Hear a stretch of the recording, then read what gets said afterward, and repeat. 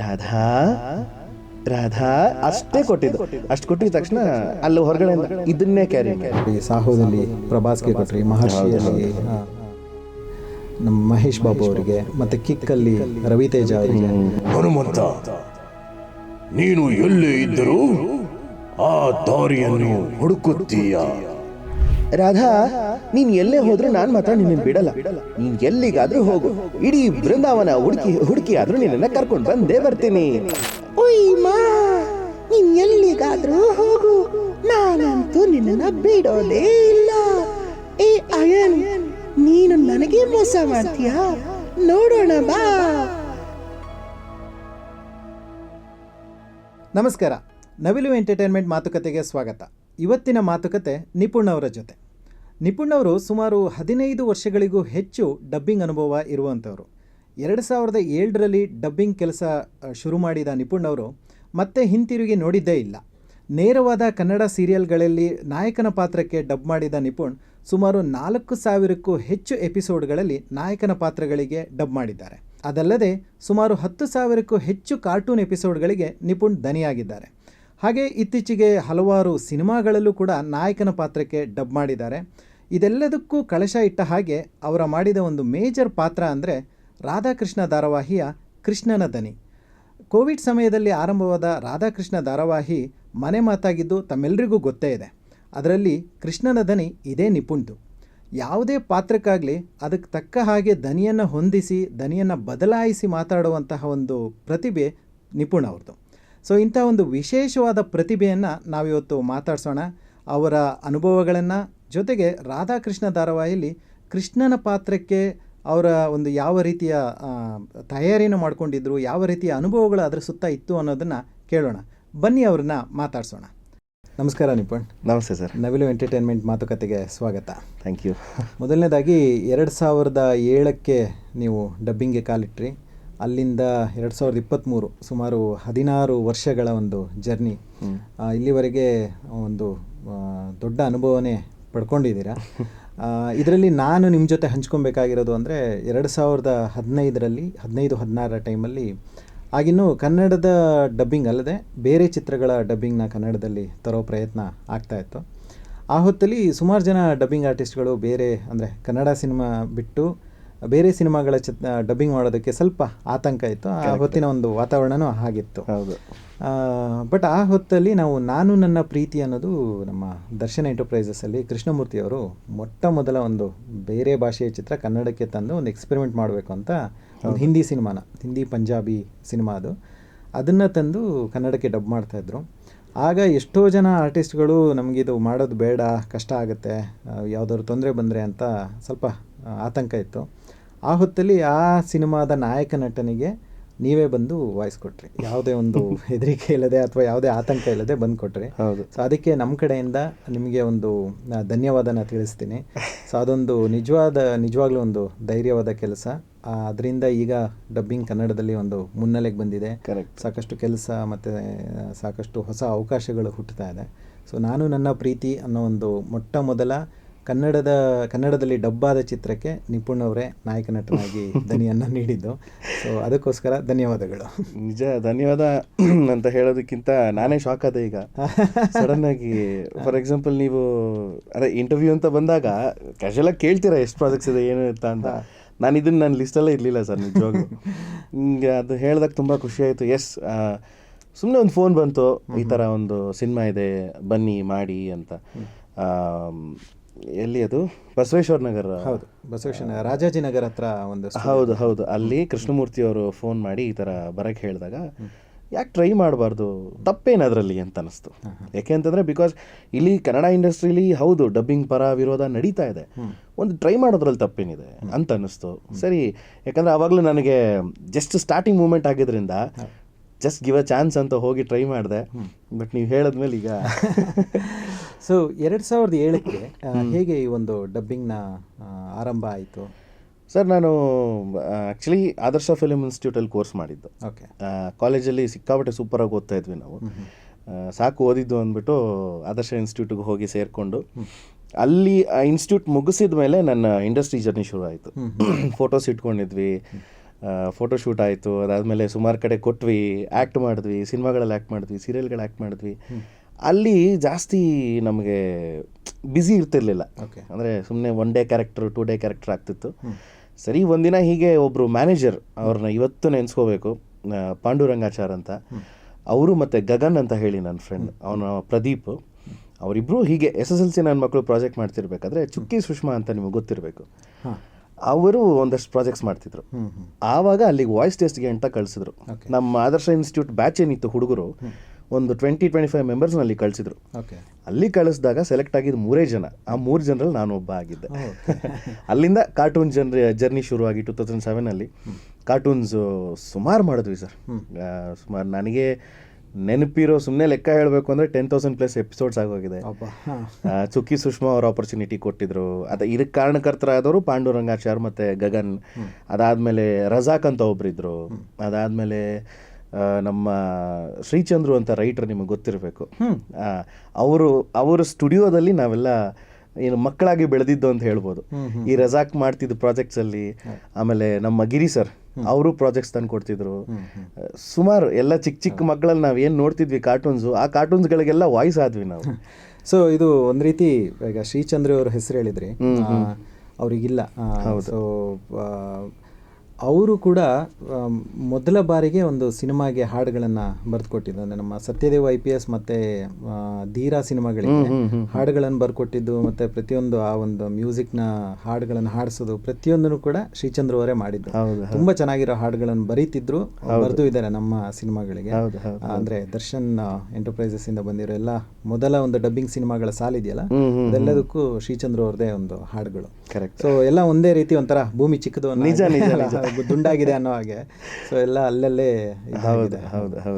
So ಅಲ್ಲಿ ಶುರುವಾಯಿತು. ಅಲ್ಲಿಂದ ಶುರುವಾಗಿ ನೆಕ್ಸ್ಟ್ 2015-16 ತನಕ ಆಲ್ಮೋಸ್ಟ್ ಡಬ್ಬಿಂಗಲ್ಲೇ. ಅಲ್ಲಿಂದ ಕಾರ್ಟೂನ್ ಜರ್ನಿ ಶುರು ಆಯಿತು. ಕಾರ್ಟೂನ್ ಜರ್ನಿ ಆದಮೇಲೆ ಇದೆ ಒಂದು ಯಾರೋ ಇದೇ ಥರ ರೆಫರೆನ್ಸ್ ಕೇಳಿದ್ರು, ಸೀರಿಯಲ್ ಡಬ್ಬಿಂಗ್ ಇದೆ ಮಾಡ್ತೀರಾ, ಸ್ಟ್ರೈಟ್ ವಾಯ್ಸ್ ಬೇಕಾಗತ್ತೆ ಅಂತ. ಸರಿ ಆಯಿತು ಅಂತ ನನ್ನ ಫಸ್ಟ್ ಸೀರಿಯಲ್ ಬಂದು ಅಮೃತವರ್ಷಿಣಿ, ಸ್ಟಾರ್ ಸುವರ್ಣಲ್ಲಿ ಬರ್ತಿತ್ತು. ಅಮೃತವರ್ಷಿಣಿಲಿ ಒಂದು ವಾಯ್ಸ್ ಟೆಸ್ಟ್ಗೆ ಅಂತ ಕರೆದ್ರು. ಹೋದ್ವಿ. ಸುಮಾರು ವಾಯ್ಸ್ ಟೆಸ್ಟ್ಗಳಲ್ಲಿ ನಂದು ಒಂದು ವಾಯ್ಸ್ ಟೆಸ್ಟ್ ಆಯಿತು, ಮಾಮೂಲಿ ಪ್ರೊಸೆಸ್ ಥರ. ಸರಿ, ಫೋನ್ ಬಂತು ಒಂದಿನ ಈ ಥರ ಆಗಿದೆ ಅಂತ.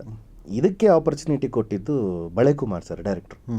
ಅವರಿಗೆ ಒಂದು ಥ್ಯಾಂಕ್ಸ್ ಹೇಳಬೇಕು. ಆಮೇಲೆ ರವಿಗರ್ಣಿ ಸರ್, ಇಡೀ ಪ್ರೊಡಕ್ಷನ್ ಹೌಸು, ಅವ್ರಿಗೆ ಥ್ಯಾಂಕ್ಸ್ ಹೇಳಬೇಕು. ಯಾಕೆ ಅಂತಂದರೆ ನನ್ನ ಲೈಫಲ್ಲಿ ತುಂಬ ಹೆಚ್ಚು ರನ್ ಆಗಿದ್ದ ಪ್ರಾಜೆಕ್ಟ್ ಅಂದರೆ ಅದು 6 ಇಯರ್ಸ್, 6 ವರ್ಷ ಒಂದು ಹೀರೋಗೆ ವಾಯ್ಸ್ ಕೊಡೋದು ನನ್ನ ಪ್ರಕಾರ it is A very great achievement ಅಂತಲೇ ಹೇಳ್ಬೋದು. ಆಮೇಲೆ ಇದೇ ಬಳೆಕುಮಾರ್ ಸರ್ ಅದರಲ್ಲಿ ಕ್ಯಾರೆಕ್ಟರ್ ಮಾಡಿಸಿ ನನಗೆ. ಅದರಲ್ಲಿ 2 ಹೀರೋ ಆಗ್ತಾರೆ, 2 ಹೀರೋಗೂ ನೀನೇ ವಾಯ್ಸ್ ಕೊಡು ಅಂತ ಹೇಳಿ, ಕೊನೆಗೆ ಅದೇ ಬಳೆಕುಮಾರ್ ಸರ್ ನನ್ನನ್ನು ಆ್ಯಕ್ಟ್ ಮಾಡಿಸಿ, ನನ್ನನ್ನು ವಿಲನ್ ಮಾಡಿ, ಸಾಕು ಇನ್ನೆಷ್ಟು ವಾಯ್ಸ್ ಕೊಡ್ತೀಯ ನೀನು, ಒಬ್ಬನ ನೀನೇ ಸಾಯಿಸ್ಬಿಡು ಅಂತ ನನ್ನ ವಿಲನ್ ಕೈಲಿ ಒಂದು ಹೀರೋನ ಸಾಯಿಸಿ ಈ ಥರ ಎಲ್ಲ ಎಕ್ಸ್ಪೀರಿಯೆನ್ಸ್ ಆಯಿತು. ಅದಾದಮೇಲೆ ಹೋಗ್ತಾ ಹೋಗ್ತಾ ಉದಯ ಟಿವಿಲಿ ಮಾನಸ್ ಸರೋವರ, ಕಲರ್ಸಲ್ಲಿ ನಾಗಕನಿಕೆ, ಹೀಗೆ ನಂದಿನಿ ಮಾಡಿದ್ವಿ. Nandini was a very great project, very good project. ಅದು ಖುಷ್ಬು ಮೇಡಮ್, ಸುಂದರ್ ಸಿ ಸರ್ದು. ಇದನ್ನು ನಡೆಸ್ಕೊಟ್ಟಿದ್ದು ನಮ್ಮ ಇಲ್ಲಿ ಬೆಂಗಳೂರಲ್ಲಿ ಗಿರಿಧರ್ ಸರು, ಮತ್ತು ನಮ್ಮ ಕುಮಾರ್ ಸರೇ ಕನ್ನಡ ಡಿಪಾರ್ಟ್ಮೆಂಟ್ ಮಾಡ್ತಾಯಿದ್ದಿತ್ತು. ಅಲ್ಲಿ ಎಷ್ಟು ಖುಷಿಯಾಗೋದು ಅಂತಂದರೆ, ಫಾರ್ ಎಕ್ಸಾಂಪಲ್ ನಂದಿನಿಲಿ ರಿಯಾಜ್ ಖಾನ್ ಅವ್ರಿಗೆ ಡಬ್ ಮಾಡ್ತಿದ್ದೆ. ರಿಯಾಜ್ ಖಾನ್ ಅವ್ರದ್ದು ಬಂದು ಒಂದು ಮಂಗಳಮುಖಿ ಕ್ಯಾರೆಕ್ಟ್ರು ತುಂಬ ಡಿಫ್ರೆಂಟ್ ಶೇಡ್ ಅದು. ಅದೊಂದು ಕ್ಯಾರೆಕ್ಟ್ರು ಜೊತೆಲಿ ಹೀರೋನು ನಾನೇ ಮಾಡ್ತಿದ್ದೆ. ಎಷ್ಟು ಖುಷಿ ಕೊಡೋದು ಅಂತಂದರೆ, ನಿಮಗೆ ಆ ಡಬ್ಬಿಂಗ್ ಅನ್ನೋದಕ್ಕಿಂತ ಕೆಲಸನ ಇಷ್ಟಪಟ್ಟು ಮಾಡ್ತೀವಿ ಅಂತಾರೆ ಗೊತ್ತಾ, ಆ ಕ್ಯಾರೆಕ್ಟರ್ಗೆ ಡಬ್ ಮಾಡ್ತಿರ್ಬೇಕಾದ್ರೆ ಸಿಕ್ಕಾಪಟ್ಟೆ ಖುಷಿ ಆಗೋದು. ಈ ರೀತಿ ನಮ್ಮ ಸೀರಿಯಲ್ಸ್ಗಳು. ಈಗ ಸದ್ಯಕ್ಕೆ ಅಣ್ಣ ತಂಗಿ ಅಂತ ಒಂದು ಉದಯ ಟಿವಿಲಿ ಮಾಡ್ತಿದ್ದೀನಿ. ಮಧುಸಾಗರ್ ನನ್ನ ಗೆಳೆಯ, ಅವನಿಗೆ ವಾಯ್ಸ್ ಕೊಡ್ತಿದ್ದೀನಿ. ಈ ಥರ ನಡೀತಿದೆ ಸರ್ ಸದ್ಯಕ್ಕೆ. ಸೊ ರೆಗ್ಯುಲರ್ ಕನ್ನಡ ಸೀರಿಯಲ್ಗಳಲ್ಲಿ ಹೀರೋ ಮತ್ತು ಬೇರೆ ಬೇರೆ ವಾಯ್ಸ್ಗಳನ್ನು ಕೊಡೋದ್ರ ಜೊತೆಗೆ 2017-18 ಒಂದು ಡಬ್ಬಿಂಗ್ನ ಧಾರಾವಾಹಿಗಳ ಅಲೆ ಶುರುವಾಯಿತು. ಆ ಹೊತ್ತಲ್ಲಿ ನೀವು ತುಂಬ ಸುಲಭವಾಗಿ ಡಬ್ಬಿಂಗ್ಗೆ ತೆರ್ಕೊಳ್ಳೋದು, ಯಾಕಂದರೆ ನೀವು ಅದೇ ಫೀಲ್ಡಲ್ಲಿ ಹೆಚ್ಚು ಕೆಲಸ ಮಾಡ್ತಾ ಇದ್ದಿದ್ದರಿಂದ ಅಲ್ಲಿ ಅದು ತೆರ್ಕೊಳ್ತು. ಅದರಲ್ಲಿ ಒಂದು ಮೇಜರ್ ಬ್ರೇಕ್ ಥ್ರೂ ಅಂತ ಸಿಕ್ಕಿದ್ದು, ಅಂದರೆ ನಮಗೆಲ್ರಿಗೂ ನಿಪುಣ್, ಇದೆಲ್ಲದರ ಹಿಂದೆ ಇರೋದು ನಿಪುಣ್ ಅಂತ ಅನಿಸಿದ್ದು ರಾಧಾಕೃಷ್ಣ. ಹೌದು ಅಲ್ವಾ? ಹೌದು. ಸೊ ರಾಧಾಕೃಷ್ಣದಲ್ಲಿ ಕೃಷ್ಣ ದನಿ ನಿಪುಣ್ ಅವ್ರದ್ದೇ. ಹೌದು. ಸೊ ಹೆಚ್ಚಿನವ್ರಿಗೆ ಗೊತ್ತಿಲ್ಲದೆ ಇದ್ದರೆ ಕೃಷ್ಣನ ದನಿ ಇದೇ ನಿಪುಣ್ ಅವ್ರದ್ದು. ರಾಧಾಕೃಷ್ಣ ಅನ್ನೋ ಧಾರಾವಾಹಿ ಸ್ಟಾರ್ ಸುವರ್ಣದಲ್ಲಿ ಬಂತು, ಮನೆ ಮಾತಾಯಿತು, ಇಂದಿಗೂ ಕೂಡ ಅದರ ಒಂದು ಗುಂಗು ಹೆಚ್ಚಿನ ಜನರಲ್ಲಿದೆ. ಸೊ ಅದರ ಒಂದು ದನಿ ನಿಪುಣ್ ಅವ್ರದ್ದೆ. ಸೊ ಆ ಒಂದು ಪ್ರೋಸೆಸ್ ಹೇಗೆ ಶುರುವಾಯಿತು, ಅದರ ಒಂದು ಎಕ್ಸ್ಪೀರಿಯನ್ಸ್ ಹಂಚ್ಕೋಬೋದಾ? ಎಸ್ ಸರ್, ಖಂಡಿತ. ಅದನ್ನು ಎಕ್ಸ್ಪೀರಿಯನ್ಸ್ ಅನ್ನೋದಕ್ಕಿಂತ ಇಷ್ಟು ದಿನ ಬರೀ ಅದರ ಪಾತ್ರವಾಗಿ ಮಾತಾಡ್ತಿದ್ವಿ ಅಷ್ಟೇ. ಬಟ್ ಇವತ್ತು ಖುಷಿ ಆಗ್ತಿರೋದೇನು ಅಂತಂದರೆ, ನೀವು ಆ ಎಕ್ಸ್ಪೀರಿಯನ್ಸ್ ಹಂಚ್ಕೊಳ್ಳಿ ಅಂತ ಕೇಳಿದಾಗ ಖುಷಿ ಆಗುತ್ತೆ. ಎಸ್, ಇದೇ ನಮ್ಮ ಏನಂತಾರೆ ತುಂಬ ಕಷ್ಟದ ಸಮಯ, ಲಾಕ್ಡೌನ್ ಟೈಮಲ್ಲಿ ನಮ್ಮ ಕಲಾವಿದರನ್ನ ಮತ್ತು ತಂತ್ರಜ್ಞರನ್ನ ಕೈ ಹಿಡಿದಂಥ ಪ್ರಾಜೆಕ್ಟ್ ಅಂತಲೇ ಹೇಳ್ಬೋದು. ಇದೇ ಹೀಗೆ ಲಾಕ್ಡೌನ್ ಆಯಿತು, ನಮಗೆ ಬ್ರೇಕ್ ಆಯಿತು, ಇನ್ನು ಕೆಲಸ ಇಲ್ಲ, ಎಲ್ಲ ಮನೇಲಿರಬೇಕಾಗತ್ತೆ ಅಂತ ಒಂದು ಪ್ರೋಟೋಕಾಲ್ಸ್ ಬರುತ್ತೆ. 15-20 ಡೇಸ್ ಮನೇಲಿದ್ವಿ. ಇದ್ದಕ್ಕಿದ್ದ ಹಾಗೆ ಒಂದು ಫೋನ್ ಬರುತ್ತೆ ನಮ್ಮ ಶ್ರೀಧರ್ ಹೆಗ್ಡೆ ಸರ್ ಕಡೆಯಿಂದ, ಕ್ರೂಸಿಬಲ್ ಇನ್ನೋವೇಷನ್ಸ್, ಅಲ್ಲಿಂದ ಫೋನ್ ಬರುತ್ತೆ, ಈ ಥರ ಒಂದು ಪ್ರಾಜೆಕ್ಟ್ ಬಂದಿದೆ, ಬನ್ನಿ ಮಾಡೋಣ. ಕೋವಿಡ್ ಇದ್ದಿದ್ರೂ ಪರವಾಗಿಲ್ಲ, ಚಾನೆಲ್ ಕಡೆಯಿಂದ ಎಲ್ಲ ರೀತಿ ಸೇಫ್ಟಿ ಮೆಷರ್ಸ್ ಎಲ್ಲ ಕೊಟ್ಟಿದ್ದಾರೆ, ಗಾಡಿಗಳೆಲ್ಲ ಕಳಿಸ್ತಾರೆ ಅಂಥೇಳಿ. ಸರಿ ಬಂದ್ವಿ, ಒಂದು ವಾಯ್ಸ್ ಟೆಸ್ಟ್ ಪ್ರೋಸೆಸ್ ಆಯಿತು. ಆ್ಯಕ್ಚುಲಿ ಫಸ್ಟ್ ಎಪಿಸೋಡ್ ಮಾಡಿದಾಗ ಈಗ ಏನು ಕೃಷ್ಣ ಇದ್ದಾನೆ, ಸುಮೇಧ್ ಮುದ್ಗಲ್ಕರ್, ಅವ್ರು ಇರಲಿಲ್ಲ. ಫಸ್ಟ್ ಎಪಿಸೋಡ್ ಬೇರೆ ಕೃಷ್ಣ ಇದ್ದಿದ್ದು. ಓಕೆ. ಬೇರೆ ಕೃಷ್ಣ ಅಂದರೆ ಸ್ವಲ್ಪ ಅಂದರೆ ಗೋಲೋಕದ ಕೃಷ್ಣ ಅವನು, ಇವನು ಇಲ್ಲಿ ಭೂಲೋಕದ ಕೃಷ್ಣ, ಸುಮೇಧ್ ಮುದ್ಗಲ್ಕರ್. ನಾವು ಡಬ್ ಮಾಡಿದ್ದು ಗೋಲೋಕದ ಕೃಷ್ಣನಿಗೆ. ಫಸ್ಟ್ ಎಪಿಸೋಡ್ ಕರೆದ್ರು, ನನ್ನ ಜೊತೆ ನನ್ನ ಗೆಳೆಯರು 4-5 ಜನ ವಾಯ್ಸ್ ಟೆಸ್ಟ್ಗೆ ಅಂತ ಬಂದ್ವಿ, ಮಾಡಿದ್ವಿ. ಅದಕ್ಕೆ ಸಾಥ್ ಕೊಟ್ಟಂತಹ ಅವತ್ತು ಫಸ್ಟ್ ಎಪಿಸೋಡ್ ಡಬ್ ಮಾಡ್ಬೇಕಾದ್ರೆ ಅನಂತ್ ಶ್ರೀನಿವಾರ್ ಸರ್ ಗೊತ್ತಿರಬೇಕು ನಿಮಗೆ, ಅವರೇ ನಮಗೆ ಕೂತ್ಕೊಂಡು ಗೈಡ್ ಮಾಡಿದ್ದು ಫಸ್ಟ್ ಎಪಿಸೋಡು. ಪ್ರತಿಯೊಂದು ಎಪಿಸೋಡ್ಸ್ ಅವರೇ ನಮಗೆ ಡಬ್ ಮಾಡಿಸಿದ್ದು. ಇದಕ್ಕೆ ಅವ್ರ ಜೊತೆಯಲ್ಲಿ ನಮಗೆ ಸಾಥ್ ಕೊಟ್ಟಂತಹ ಪುನೀತ್ ಬಾರ್ಕೂರ್ ಅವರು ಸುವರ್ಣ ಚಾನಲ್ EP ಆಗಿದ್ರಾಗ. ಸೊ ಅಲ್ಲಿಂದ ಶುರು ಆಯಿತು. ಫಸ್ಟ್ ಎಪಿಸೋಡ್ ರಾಧಾಕೃಷ್ಣ ಡಬ್ ಮಾಡಿದಾಗ ನನಗೇ ಡೌಟು, ಈ ವಾಯ್ಸ್ ಸೂಟ್ ಆಗುತ್ತಾ, ತುಂಬ ಚಿಕ್ಕ ಕೃಷ್ಣ ಇದ್ದಂಗಿದಾನಲ್ಲ, ಹಿಂಗೆ ಸ್ಟಾರ್ಟ್ ಆಯಿತು, ಮುಗೀತು. ಮತ್ತೆ ಫೋನ್ ಬಂತು, ಈ ಥರ ಬಂದಿದೆ, ವಾಯ್ಸ್ ಓಕೆ ಆಗಿದೆ. ಆ ಕೋವಿಡ್ ಟೈಮಲ್ಲಿ ಪಿಕಪ್ ಡ್ರಾಪ್ ಎಲ್ಲ ವ್ಯವಸ್ಥೆ ಮಾಡಿಸಿ ನಮ್ಮ ಕ್ರೂಸಿಬಲ್ ಇನ್ನೋವೇಷನ್ಸ್ ಅವರು, ಅದೊಂಥರ ನಿಮಗೆ ನೀವು ಎಕ್ಸ್ಪೀರಿಯೆನ್ಸು ಅಂದಾಗ ಅದೊಂಥರ ಮಿರಾಕಲ್ ಥರನೇ ಇತ್ತು ನಮಗೆ. ಸರಿ, ಅಲ್ಲಿಂದ ಶುರು ಆಗಿ ಥರ್ಡ್ ಎಪಿಸೋಡ್ಗೆ ಮಾಮೂಲಿ ಸುಮೇಧ್ ಮುದ್ಗಲ್ಕರ್ ಬರ್ತಾರೆ. ಅಲ್ಲಿ ಇವನಿಗೆ ವಾಯ್ಸ್ ಕೂಡಿಸ್ಬೇಕಲ್ಲ, ಹಿಂಗೆ ಕೂಡಿಸ್ತೀರಾ? ಯಾಕಂದರೆ ಫಸ್ಟ್ ಎಪಿಸೋಡಲ್ಲಿ ಬಂದು ಸ್ವಲ್ಪ ಸೀನಿಯರ್ ಕೃಷ್ಣ, ಇಲ್ಲಿ ಬಂದು ತುಂಬ ಚಿಕ್ಕವನು. ಸರಿ, ನಾನು ಡಿಸೈಡ್ ಮಾಡಿದ್ದೇನು ಅಂತಂದರೆ, ಅವನಿಗೆ ಕ್ಯಾರೆಕ್ಟರ್ ತಕ್ಕನಂಗೆ ಒಂದು ವಾಯ್ಸ್ ಕೊಡೋಣ. ಅವ್ನು ನಾನಾಗಬೇಕಷ್ಟೆ. ನಾನಾದರೆ ಮಾತ್ರ ನಾನು ಆ ಕ್ಯಾರೆಕ್ಟರ್ ಜಡ್ಜ್ಮೆಂಟ್ ಕೊಡೋಕ್ಕಾಗೋದು. ಸರಿ, ಒಂದು ಚಿಕ್ಕ ವಾಯ್ಸ್ ಕೊಟ್ಟೆ ಸರ್, ಚಿಕ್ಕ ಹುಡುಗನ ಥರ, ರಾಧಾ ಅಷ್ಟೇ ಕೊಟ್ಟಿದ್ದು.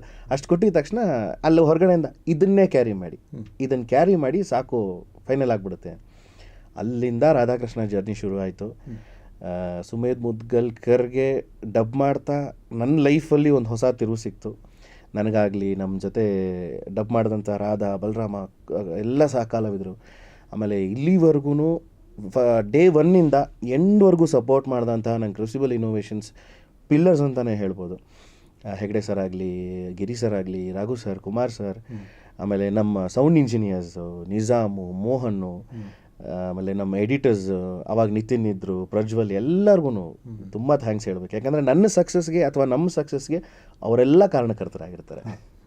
ಸೊ ಬೇಸಿಕಲಿ ನಿಮ್ಮ ವಾಯ್ಸ್ ನಾನು ನೋಡಿದಾಗೆ ಸ್ವಲ್ಪ ಮೆಚ್ಯೂರ್ಡ್ ಆ್ಯಂಡ್ ಬೇಸ್ ವಾಯ್ಸ್ ಇದೆ. ಹೌದು. ಆದರೆ ನಿಮ್ಮ ಡಬ್ಬಿಂಗ್ ರಾಧಾಕೃಷ್ಣದಲ್ಲಿ ನೋಡಿದ್ರೆ ಕಂಪ್ಲೀಟ್ಲಿ ಚೇಂಜ್ ಇನ್ ವಾಯ್ಸ್. ಅಂದರೆ ಅದಕ್ಕೆ ಬೇಕಾಗಿರೋ ಮಾಡ್ಯುಲೇಷನಿಂದ ಹಿಡಿದು ಅದು ಒಂದು ರೀತಿ ನೀವು ಏರಿಳಿತಗಳನ್ನು ಬೇರೆ ಥರದಲ್ಲೇ ಕೊಟ್ಟಿದ್ದೀರಾ. ನೀವೀಗ ಇಲ್ಲಿ ಮಾತಾಡೋದನ್ನು ಕೇಳೋದನ್ನು ಮತ್ತು ರಾಧಾಕೃಷ್ಣದಲ್ಲಿ ಕೃಷ್ಣನ ವಾಯ್ಸನ್ನು ಕೇಳಿದ್ರು ಆ ಎರಡು ಡಿಫ್ರೆನ್ಸ್ ಖಂಡಿತ ಗೊತ್ತಾಗುತ್ತೆ. ಸೊ ಇದು ನಿಜವಾಗ್ಲೂ ಹೇಗೆ ಅಂದರೆ ಆ ಚೇಂಜಸ್ನ ಹೇಗೆ ಮಾಡ್ಕೊಂಡ್ರಿ ಸರ್? ಚೇಂಜಸ್ಗೆ ನನಗೆ ಸಹಾಯ ಮಾಡಿದ್ದೇನು ಅಂತಂದರೆ, ನಾನು ನಿಮ್ಗೆ ಹೇಳಿದ್ನಲ್ಲ ಆಗಲಿ, ಕಾರ್ಟೂನ್ಸ್ ಮಾಡ್ತಿದ್ದೆ ಅಂತ.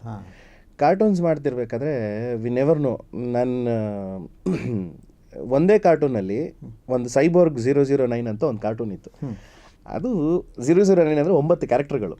9 ಕ್ಯಾರೆಕ್ಟರ್ಗಳಲ್ಲಿ 5 ಕ್ಯಾರೆಕ್ಟರ್ ನಾನು ಒಬ್ಬನೇ ಡಬ್ ಮಾಡ್ತಿದ್ದೆ. ಸೈಬೋರ್ಗ್ 001 ಹಿಡಿದು 7ವರೆಗೂ ಅದ್ರ ಮಧ್ಯೆ 2 ಕ್ಯಾರೆಕ್ಟರ್ ಬಿಟ್ಟು ಇನ್ನು ಮಿಕ್ಕಿದ 5 ಕ್ಯಾರೆಕ್ಟರ್ ನಾನೇ ಡಬ್ ಮಾಡ್ತಿದ್ದೆ. ಸೊ ನನಗೆ ಅದೆಲ್ಲ ತುಂಬ ಹೆಲ್ಪ್ ಆಯಿತು ಅಂತ ಹೇಳ್ಬೋದು. ಚೇಂಜ್ ಮಾಡೋದು, ಖಂಡಿತ ಚೇಂಜ್ ಮಾಡೋದು ಒಂದೇ ಅಲ್ಲ. ಇದೆ ಹೆಚ್ಚಿನವ್ರು ಏನಾಗುತ್ತೆ ವಾಯ್ಸ್ ಚೇಂಜ್ ಮಾಡಿಬಿಡ್ತಾರೆ. ಅಂದರೆ ಒಂದೋ ಎರಡೋ ಡೈಲಾಗಿಗೆ ಸ್ವಲ್ಪ ಚೇಂಜ್ ಮಾಡಿ ಮಾತಾಡೋದು, ಈ ಸ್ವಲ್ಪ ಮಿಮಿಕ್ರಿಗಳಲ್ಲಿ ಆಗುತ್ತಲ್ಲ, ಮಿಮಿಕ್ರಿಗಳಲ್ಲಿ ಹೆಚ್ಚಾಗಿ ಒಂದು ಪ್ಯಾರಾಗ್ರಾಫ್ ಅಥವಾ ಒಂದು ಸೀನ್ ಬೇಕಾಗಿರೋ ಡೈಲಾಗ್ನ ಚೇಂಜ್ ಮಾಡಿಬಿಡ್ಬೋದು. ಕರೆಕ್ಟ್. ಬಟ್ ಒಂದು ಎಪಿಸೋಡಿಂದ ಆಲ್ಮೋಸ್ಟ್ ಒಂದು 300-400 ಎಪಿಸೋಡ್ವರೆಗೂ ಅದೇ ವಾಯ್ಸ್ನ ಕ್ಯಾರಿ ಮಾಡೋದು, ಅದು ನೆನ್ಪಿಟ್ಕೊಳೋದು, ಅದು ಬೇರೆ ಥರದ್ದೇ ಟ್ಯಾಲೆಂಟ್ ಅಂತ ನನಗನ್ಸುತ್ತೆ. ಕರೆಕ್ಟ್. ನೀವು ಹೇಳಿದ್ದು ನನಗೆ ಅದಲ್ಲಿ ಆ್ಯಕ್ಚುಲಿ ರಾಧಾಕೃಷ್ಣ ಮಾಡಬೇಕಾದ್ರೆ ನನಗೆ ಪ್ಲಸ್ ಆಗಿದ್ದು ಏನು ಅಂತಂದರೆ, ಒಂದು ಕ್ಯಾರೆಕ್ಟರ್ನ ನೀವು ಡಬ್ ಮಾಡಿದ ತಕ್ಷಣ ಆ ವಾಯ್ಸನ್ನ, ಆ ಟೋನನ್ನು ಇವಾಗ ನಾವು ಫಾರ್ ಎಕ್ಸಾಂಪಲ್ 1000 ಎಪಿಸೋಡ್ ಮಾಡಿಬಿಡ್ತೀವಿ. 1000 ಎಪಿಸೋಡ್ ಕಂಟಿನ್ಯೂ ಮಾಡ್ಕೊಂಡು ಹೋಗೋದಿದೆಯಲ್ಲ. ಆಮೇಲೆ ಅದ್ರ ಮಧ್ಯೆ ಇದ್ದಿದ್ದು ನಮಗೆ ಚಾಲೆಂಜಸ್ ಏನು ಅಂತಂದರೆ, ಕೃಷ್ಣ ಬಂದು ಹುಡುಗಿ ಆಗ್ತಾನೆ, ಮುದುಕಿ ಆಗ್ತಾನೆ, ಆಮೇಲೆ ಗೋಪಾಲನ್ ಕ್ಯಾರೆಕ್ಟರ್ಗೆ ಬರ್ತಾನೆ. ಪ್ರತಿಯೊಂದು ವೇರಿಯೇಷನ್ಸು, ಪ್ರತಿಯೊಂದು ಕ್ಯಾರೆಕ್ಟರ್ ಚೇಂಜ್ ಆದಾಗಲೂ ನಾನೇ ಡಬ್ ಮಾಡಿದ್ದೀನಿ.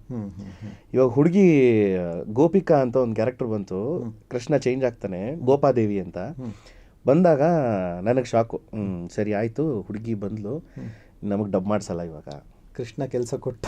ಕೃಷ್ಣ ಕೆಲಸ ಕೊಟ್ಟ, ಇನ್ನು ನನಗೆ ಒಂದಷ್ಟು ಎಪಿಸೋಡ್ ಹೋಯ್ತು ನನಗೆ ಅಂದ್ಬಿಟ್ಟು ಸುಮ್ಮನೆ ಅದೇ ಪ್ಲೇ ಮಾಡಿದ್ರೆ ಅವನೇ ಮಾಡಿದಾನಲ್ಲಿ. ಯಾರು ನಮ್ಮ ಸುಮೇಧ್ ಮಾಡಿದ್ದಾರೆ ಕೃಷ್ಣನ ಪಾತ್ರವಾಗಿ. ಟ್ರೈ ಮಾಡ್ರಿ ಅಂದರು ನಮ್ಮ ಕುಮಾರ್ ಸರ್ ಹೊರಗಡೆಯಿಂದ. ಸರಿ ಸರ್ ಮಾಡೋಣ ಅಂದ್ಬಿಟ್ಟು ಸುಮ್ಮನೆ ಒಂದು ಜಸ್ಟ್ ಟ್ರೈ ಕೊಟ್ಟಿದ್ದು ಸರ್. ಅದು ನನಗೆ ಸಹಾಯ ಆಗಿದ್ದೆಲ್ಲಿಂದ ಅಂತಂದರೆ same back to that cartoons. So ಹಳೇದನ್ನು ಮರಿಬಾರ್ದು ಅನ್ನೋದಕ್ಕೆ, ಆಮೇಲೆ ಹಳೇದು ಸಾಥ್ ಕೊಡುತ್ತೆ ಅನ್ನೋದಕ್ಕೆ ಇದೊಂದು ಉದಾಹರಣೆ ಅಂತಲೇ ಹೇಳ್ಬೋದು. ಸೊ ಈಗ ಗೋಪಾದೇವಿದು ಏನಾದರೂ ಒಂದು ಟ್ರೈ ಮಾಡ್ಬೋದಾ, ಹೇಗಿತ್ತು ಅಂತ ನೋಡೋದಕ್ಕೆ? ಒಂದು ಕೃಷ್ಣನ ವಾಯ್ಸ್ ಮೊದಲು ಒಂದು ಲೈನ್ ಅಥವಾ 2 ಲೈನು, ಆಮೇಲೆ ಅದು ಗೋಪಾದೇವಿಗೆ ಹೇಗೆ ಕೊಟ್ರಿ ಅನ್ನೋದು, ಅದೆರಡನ್ನು ತೋರಿಸಿದ್ರೆ ನಿಜವಾಗ್ಲೂ ನಮಗೆ ಅದು ಹೇಗೆ ಟ್ರೈ ಮಾಡಿದೆ ಅನ್ನೋದು ಗೊತ್ತಾಗುತ್ತೆ. ಖಂಡಿತ.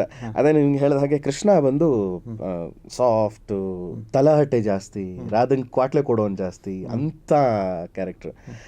ರಾಧಾ, ನೀನು ಎಲ್ಲೇ ಹೋದರೂ ನಾನು ಮಾತ್ರ ನಿನ್ನನ್ನು ಬಿಡಲ್ಲ, ನೀನು ಎಲ್ಲಿಗಾದರೂ ಹೋಗು, ಇಡೀ ಬೃಂದಾವನ ಹುಡುಕಿ ಆದರೂ ನಿನ್ನನ್ನು ಕರ್ಕೊಂಡು ಬಂದೇ ಬರ್ತೀನಿ. ಇದು ಕೃಷ್ಣಂದು.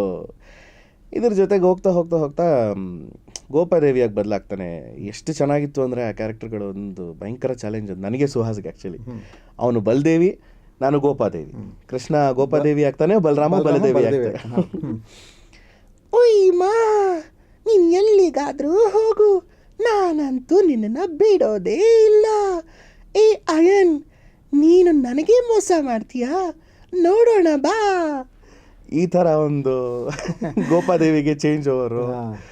ಆಮೇಲೆ ಇದೇ ಕೃಷ್ಣ ಒಂದು ಕಡೆ ಅಜ್ಜಿ ಆಗ್ತಾನೆ. ಅದು ನನಗೆ ನಿಜವಾಗ್ಲೂ ಚಾಲೆಂಜ್ ಕೊಟ್ಟಂಥ ಪಾತ್ರ. ಆಮೇಲೆ ನನ್ನ ಕಣ್ಣಲ್ಲಿ ನೀರು ಬರ್ಸಿದಂತಹ ಪಾತ್ರ ಆ ಕ್ಯಾರೆಕ್ಟ್ರು. ಏನು ಸರ್, ಕಲಾವಿದ ನೀವು ಏನು ಬೇಕಾದ್ರೂ ಮಾಡ್ಬೋದು ಅನ್ನೋದಕ್ಕೆ ನನಗೆ ನಿಜವಾಗ್ಲೂ ಸಿಕ್ಕಾಪಟ್ಟೆ ದೊಡ್ಡ ಚಾಲೆಂಜ್ ಅನಿಸ್ಬಿಡ್ತು.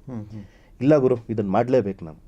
ಅಲ್ಲಿ ಅವರೇ ಆ್ಯಕ್ಟ್ ಮಾಡಿದ್ದಾರೆ ಅಂದಮೇಲೆ ನಾನು ಯಾಕೆ ಮಾಡಬಾರ್ದು ಅನ್ನಿಸ್ತು. ಹೆಂಗಿತ್ತು ಅಂದರೆ, ರಾಧಾ, ನೀನಿವತ್ತು ಎಲ್ಲೇ ಹೋದರೂ ಸರಿ, ನಾನು ಮಾತ್ರ ನಿನ್ನನ್ನು ಬಿಡಲ್ಲ.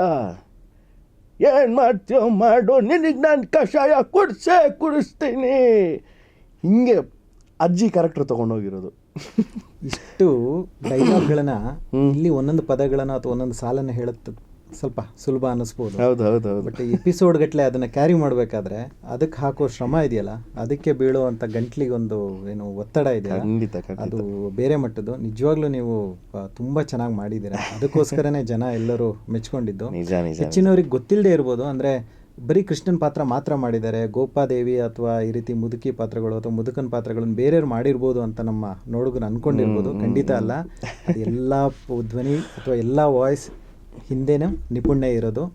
ಸೊ ಅದಕ್ಕೋಸ್ಕರ ರಾಧಾಕೃಷ್ಣದ ಸಕ್ಸಸ್, ಅದರ ಹಿಂದಿನ ಎಲ್ಲ ಒಂದು ಏನೇನು ಹೋರಾಟ ಇದೆ ಅದೆಲ್ಲದು ನಿಪುಣ್ಗೆ ಸಲ್ಲಬೇಕು. ಖಂಡಿತ. ಆಮೇಲೆ ಅದಕ್ಕೊಂದು ನಿಜವಾಗ್ಲೂ ನಮ್ಮ ಕರ್ನಾಟಕ ಜನತೆಗೆ ಎಷ್ಟು ಥ್ಯಾಂಕ್ಸ್ ಹೇಳಿದ್ರು ಪರವಾಗಿಲ್ಲ ಸರ್. ಎಷ್ಟು ಥ್ಯಾಂಕ್ಸ್ ಹೇಳಿದ್ರು ಪ್ರಯೋಜನ ಇಲ್ಲ. ಯಾಕೆ ಅಂತಂದರೆ, ನಮ್ಮಂಥ ಕಲಾವಿದರನ್ನ ಹೊರಗಡೆ ತಂದು, ಇವರು ಆ್ಯಕ್ಚುಲಿ ಡಬ್ಬಿಂಗ್ ಕಲಾವಿದರು ಅಂದರೆ ಗೊತ್ತೇ ಇರಲ್ಲ ಸುಮಾರು ಜನಕ್ಕೆ. ಈಗ ಫಾರ್ ಎಕ್ಸಾಂಪಲ್ಸ್ ನಾವು ಸೀನಿಯರ್ ಆರ್ಟಿಸ್ಟ್ಗಳನ್ನ ನೋಡ್ತಾ ಬಂದಿದ್ದೀವಿ. ಇವತ್ತು ಅವ್ರ ಜೊತೆ ಮಾತಾಡ್ತಿದ್ರೆ, ಇವರಾ ಅವಾಗ ಡಬ್ ಮಾಡಿದವರು, ಇವರಾ ಅವಾಗ ಇವ್ರಿಗೆ ಹೀರೋಯಿನ್ಗೆ ಅವಾಗ ಹೀರೋಗೆ ವಯಸ್ಸಾದವರು ಅಂತ ಗೊತ್ತೇ ಇಲ್ಲ. ಅವರು ಎಷ್ಟೋ ವರ್ಷಗಳು ದಾಟ್ಕೊಂಡು ಬಂದ್ಬಿಟ್ಟಿದ್ದಾರೆ.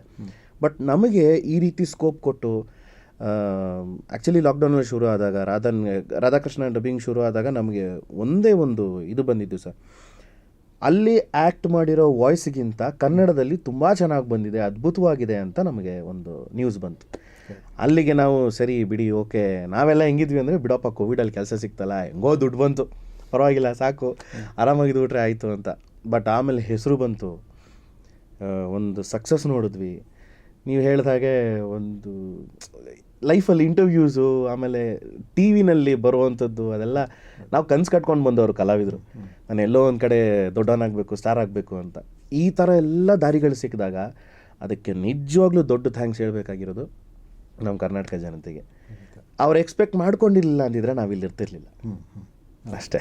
ಸೊ ಆ ಒಂದು ಪರ್ಟಿಕ್ಯುಲರ್ ಪ್ರಾಜೆಕ್ಟ್ನ ತುಂಬ ಜನ, ರಾಧಾಕೃಷ್ಣ ಆಗಲಿ ಮಹಾಭಾರತ ಆಗಲಿ, ಎರಡನ್ನೂ ಆ ಹೊತ್ತಲ್ಲಿ ತುಂಬ ಜನ ಮೆಚ್ಚಿಕೊಂಡು, ಅದರ ಹಿಂದೆ ಇದ್ದ ಎಲ್ಲ ಕಲಾವಿದರನ್ನು ಕೂಡ ಮೆಚ್ಚಿಕೊಂಡು ಜನ ತುಂಬ ಬೆಂಬಲ ಕೊಟ್ಟಿದ್ದಾರೆ. ಖಂಡಿತ ನೀವು ಹೇಳಿದ ಮಾತು ಸರಿಯಾಗಿತ್ತು. ಜೊತೆಗೆ ಅಂದರೆ ನಿಮಗೆ ಆದ ಎಕ್ಸ್ಪೀರಿಯನ್ಸ್ಗಳೇನು ಜನರ ನಡುವೆ? ಅಂದರೆ ಅದು ಒಂದು ಮೊದಲ ಎಕ್ಸ್ಪೀರಿಯನ್ಸ್ ಅಂತ ಅನ್ಸುತ್ತೆ ನನಗೆ. ಅಂದರೆ ಜನರಿಗೆ ಅಷ್ಟೊಂದು ತೆರೆಕೊಂಡಿದ್ದು, ಓಕೆ, ಅದು ಸ್ಪೆಷಲಿ ಕೃಷ್ಣ ಅನ್ನೋ ಒಂದು ಪ್ರೀತಿ ಎಲ್ರಿಗೂ ಇರುತ್ತೆ. ಕೃಷ್ಣ ಅಂದರೆ ಹೆಚ್ಚಿನವರಿಗೆ ಪ್ರೀತಿ, ಅಂದರೆ ಆ ದೇವರಾಗಿ ಕೂಡ ಹೆಚ್ಚಿನವರ ಪ್ರೀತಿಯ ದೇವರು ಯಾರು ಅಂದರೆ ಕೃಷ್ಣ ಅಂತ. ಕ್ಯಾರೆಕ್ಟರ್ ಆಗು ಕೂಡ ಅದು ಹೆಚ್ಚಿನ ಜನರಿಗೆ ಪ್ರೀತಿ ಇರುವಂಥದ್ದು. ಆ ಒಂದು ಯಾವ್ದಾದ್ರು ಒಂದು ಒಳ್ಳೆ ಸನ್ನಿವೇಶಗಳಿದೆಯಾ? ಸನ್ನಿವೇಶಗಳು ಅಂತಂದರೆ ಒಂದು ಕಡೆ ಖುಷಿ, ಈಗ ರಾಧಾಕೃಷ್ಣ ಸಕ್ಸಸ್ ಆಗಿದೆ ಅನ್ನೋ ಒಂದು ಖುಷಿ ಒಂದು ಕಡೆ. ಇನ್ನೊಂದು ಕಡೆ ನಾನು ಅದನ್ನು ಎಲ್ಲೂ ಹೇಳಿರಲಿಲ್ಲ, ಇವತ್ತದು ಹೇಳೋ ಅವಕಾಶ ಸಿಕ್ಕಿದೆ ಅನ್ಕೋತೀನಿ.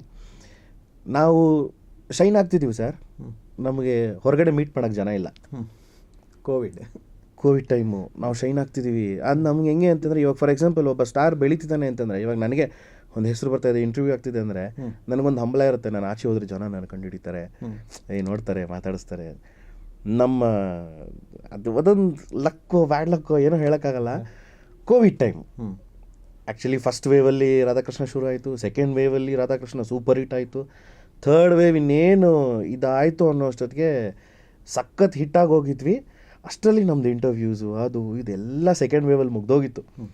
ಎಲ್ಲೋ ಒಂದು ಜಾಸ್ತಿ ಜನ ಸೇರ್ತಾರಲ್ಲ, ಅಲ್ಲೆಲ್ಲ ಹೋದಾಗ ಹುಡ್ಕೊಂಡು ಬಂದು ಮಾತಾಡ್ಸಿದ್ದಾರೆ. ಆಮೇಲೆ ಆ್ಯಕ್ಚುಲಿ ಹೇಳಬೇಕು ಅಂತಂದರೆ ಇನ್ಸ್ಟಾಗ್ರಾಮಲ್ಲಿ ನನಗೆ ಬಂದಂತಹ ಮೆಸೇಜ್ಗಳು ಇವತ್ತಿಗೂ ಬರ್ತಿವೆ, ಹಿಂದೆನೂ ಬಂದಿತ್ತು. ನಾನು ಯಾವತ್ತೂ ಆ ಥರ ಮೆಸೇಜ್ಗಳಿಗೆ ರಿಪ್ಲೈ ಮಾಡಿದವನಲ್ಲ ಸರ್. ಇವತ್ತಿಗೂ ಪ್ರತಿಯೊಬ್ಬರು ಮೆಸೇಜ್ಗೂ ರಿಪ್ಲೈ ಮಾಡ್ತೀನಿ. ಪ್ರತಿಯೊಬ್ಬರು ಎಷ್ಟು ಖುಷಿ ಆಗುತ್ತೆ ಅಂತಂದರೆ, ನಾನು ದೇವ್ರ ಜೊತೆ ಕನೆಕ್ಟ್ ಆಗ್ತಿದ್ದೀನೇನೋ ಅನ್ನೋ ಥರ ಮಾತಾಡ್ತಾರೆ ನನಗೆ ಮೆಸೇಜ್ ಮಾಡಿದಾಗ.